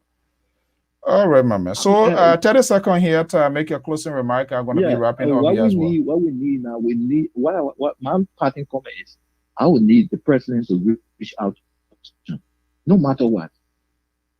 He need to forget about the voices of his friends and think about him being the president for the entire country and reach up to the opposition. So let's make this work. Okay. Which is more important for the entire country. So then you agree with me that even lawmakers who are in the oppositions and the government, they need to figure out a way to sit and be able to, because eventually when it comes from the legislative branch of government, it goes to the executive for approval. Now those people that are in the legislature, they are also there.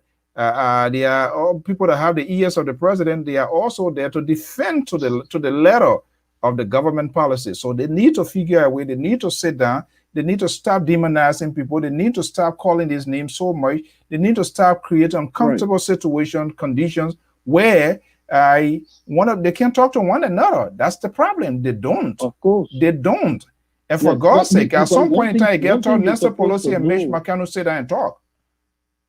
Right. One thing you're supposed to know that is important about Liberian politics is they will come and talk to each other with a very good mind and then go back to the president. So most Liberian politicians, especially oppositions, you will be surprised to know that a whole lot of them are talking to with all the opposition. They are opposition members, but they are still talking to the president.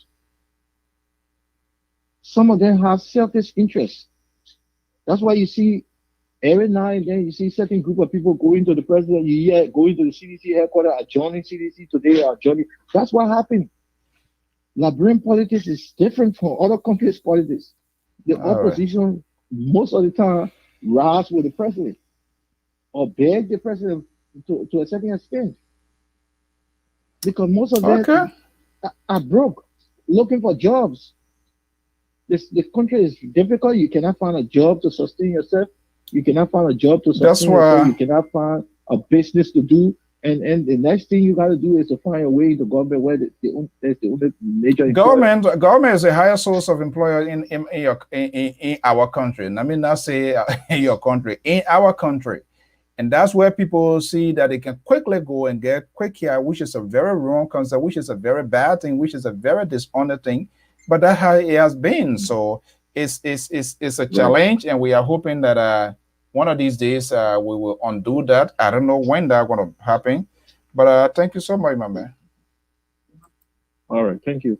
Thank you very much. Okay.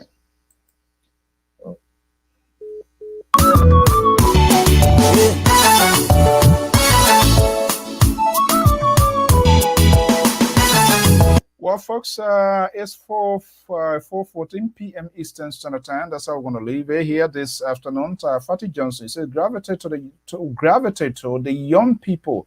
That's the main population. Absolutely, that's right. But guess what? What they are doing to the young people? They have put the young people in a cage where they will be like a baby chicks, and they can feed them, put them down. They do not intend to elevate the skills of these young people because they want them to be on handout coming from them directly. For that reason, they have gotten hold of the young generations in our country.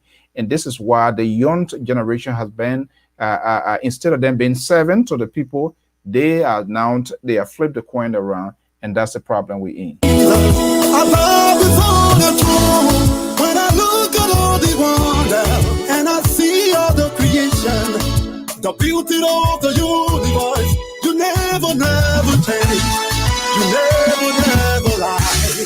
You never change. You never change. Hallelujah to my Jesus. Hallelujah. Hallelujah. Hallelujah. All right, folks, every good thing must come to an end. That's the beautiful voice there of Liberian gospel artist Joseph Bass is our opening and wrapping up tone here. Hallelujah. Give him the highest praise. Hallelujah. Give him the highest praise. Hallelujah. And some of us, our honest call here is to call on the politicians to do what is right. What are the oppositions? What are the government of Liberia? There are numerous problems. It would be disingenuous for somebody to call everything is, even is in America, nothing is 100% by perfection.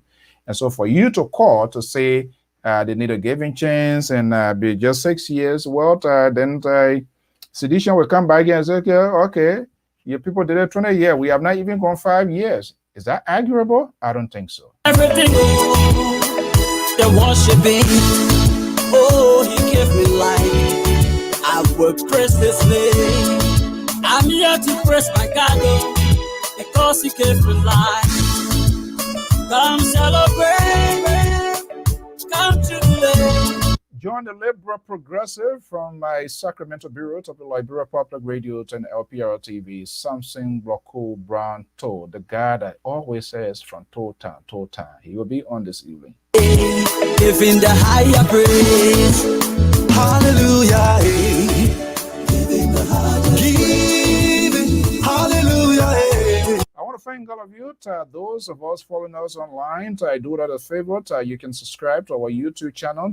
Just do tie your feet and turn your just click the like buttons of the Liberia Public Radio. Subscribe so that you can get an alert. If you are looking to execute a program, virtual convention, advertise, you're in Liberia, you're in the USA, you want to carry on that event, just contact us here. Our offices is right in Moria behind some fire police station.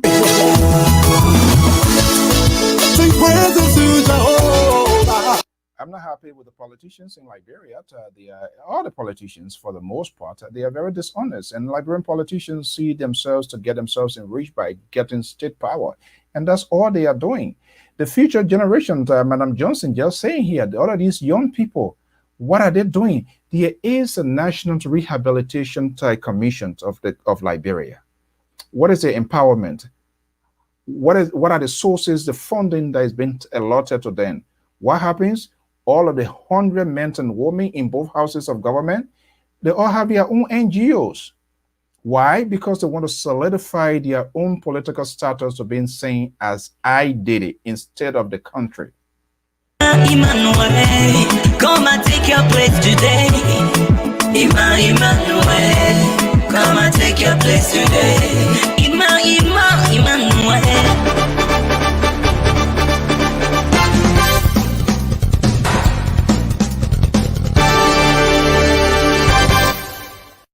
You've worked for months to bring your or your client's event to life, but unfortunately, the world had another plan. In reality, the only thing you lost is the venue. We take your vision for hosting a virtual conference and bring it to life online. No matter how complex your agenda is, we produce a smooth, engaging experience. Call the Liberia Public Radio today and schedule your event. Our number is 682-433-8802. If you prefer to submit your request via email, please send the request to liberiapublicradio2012@gmail.com. Our staff are standing by waiting for your phone call.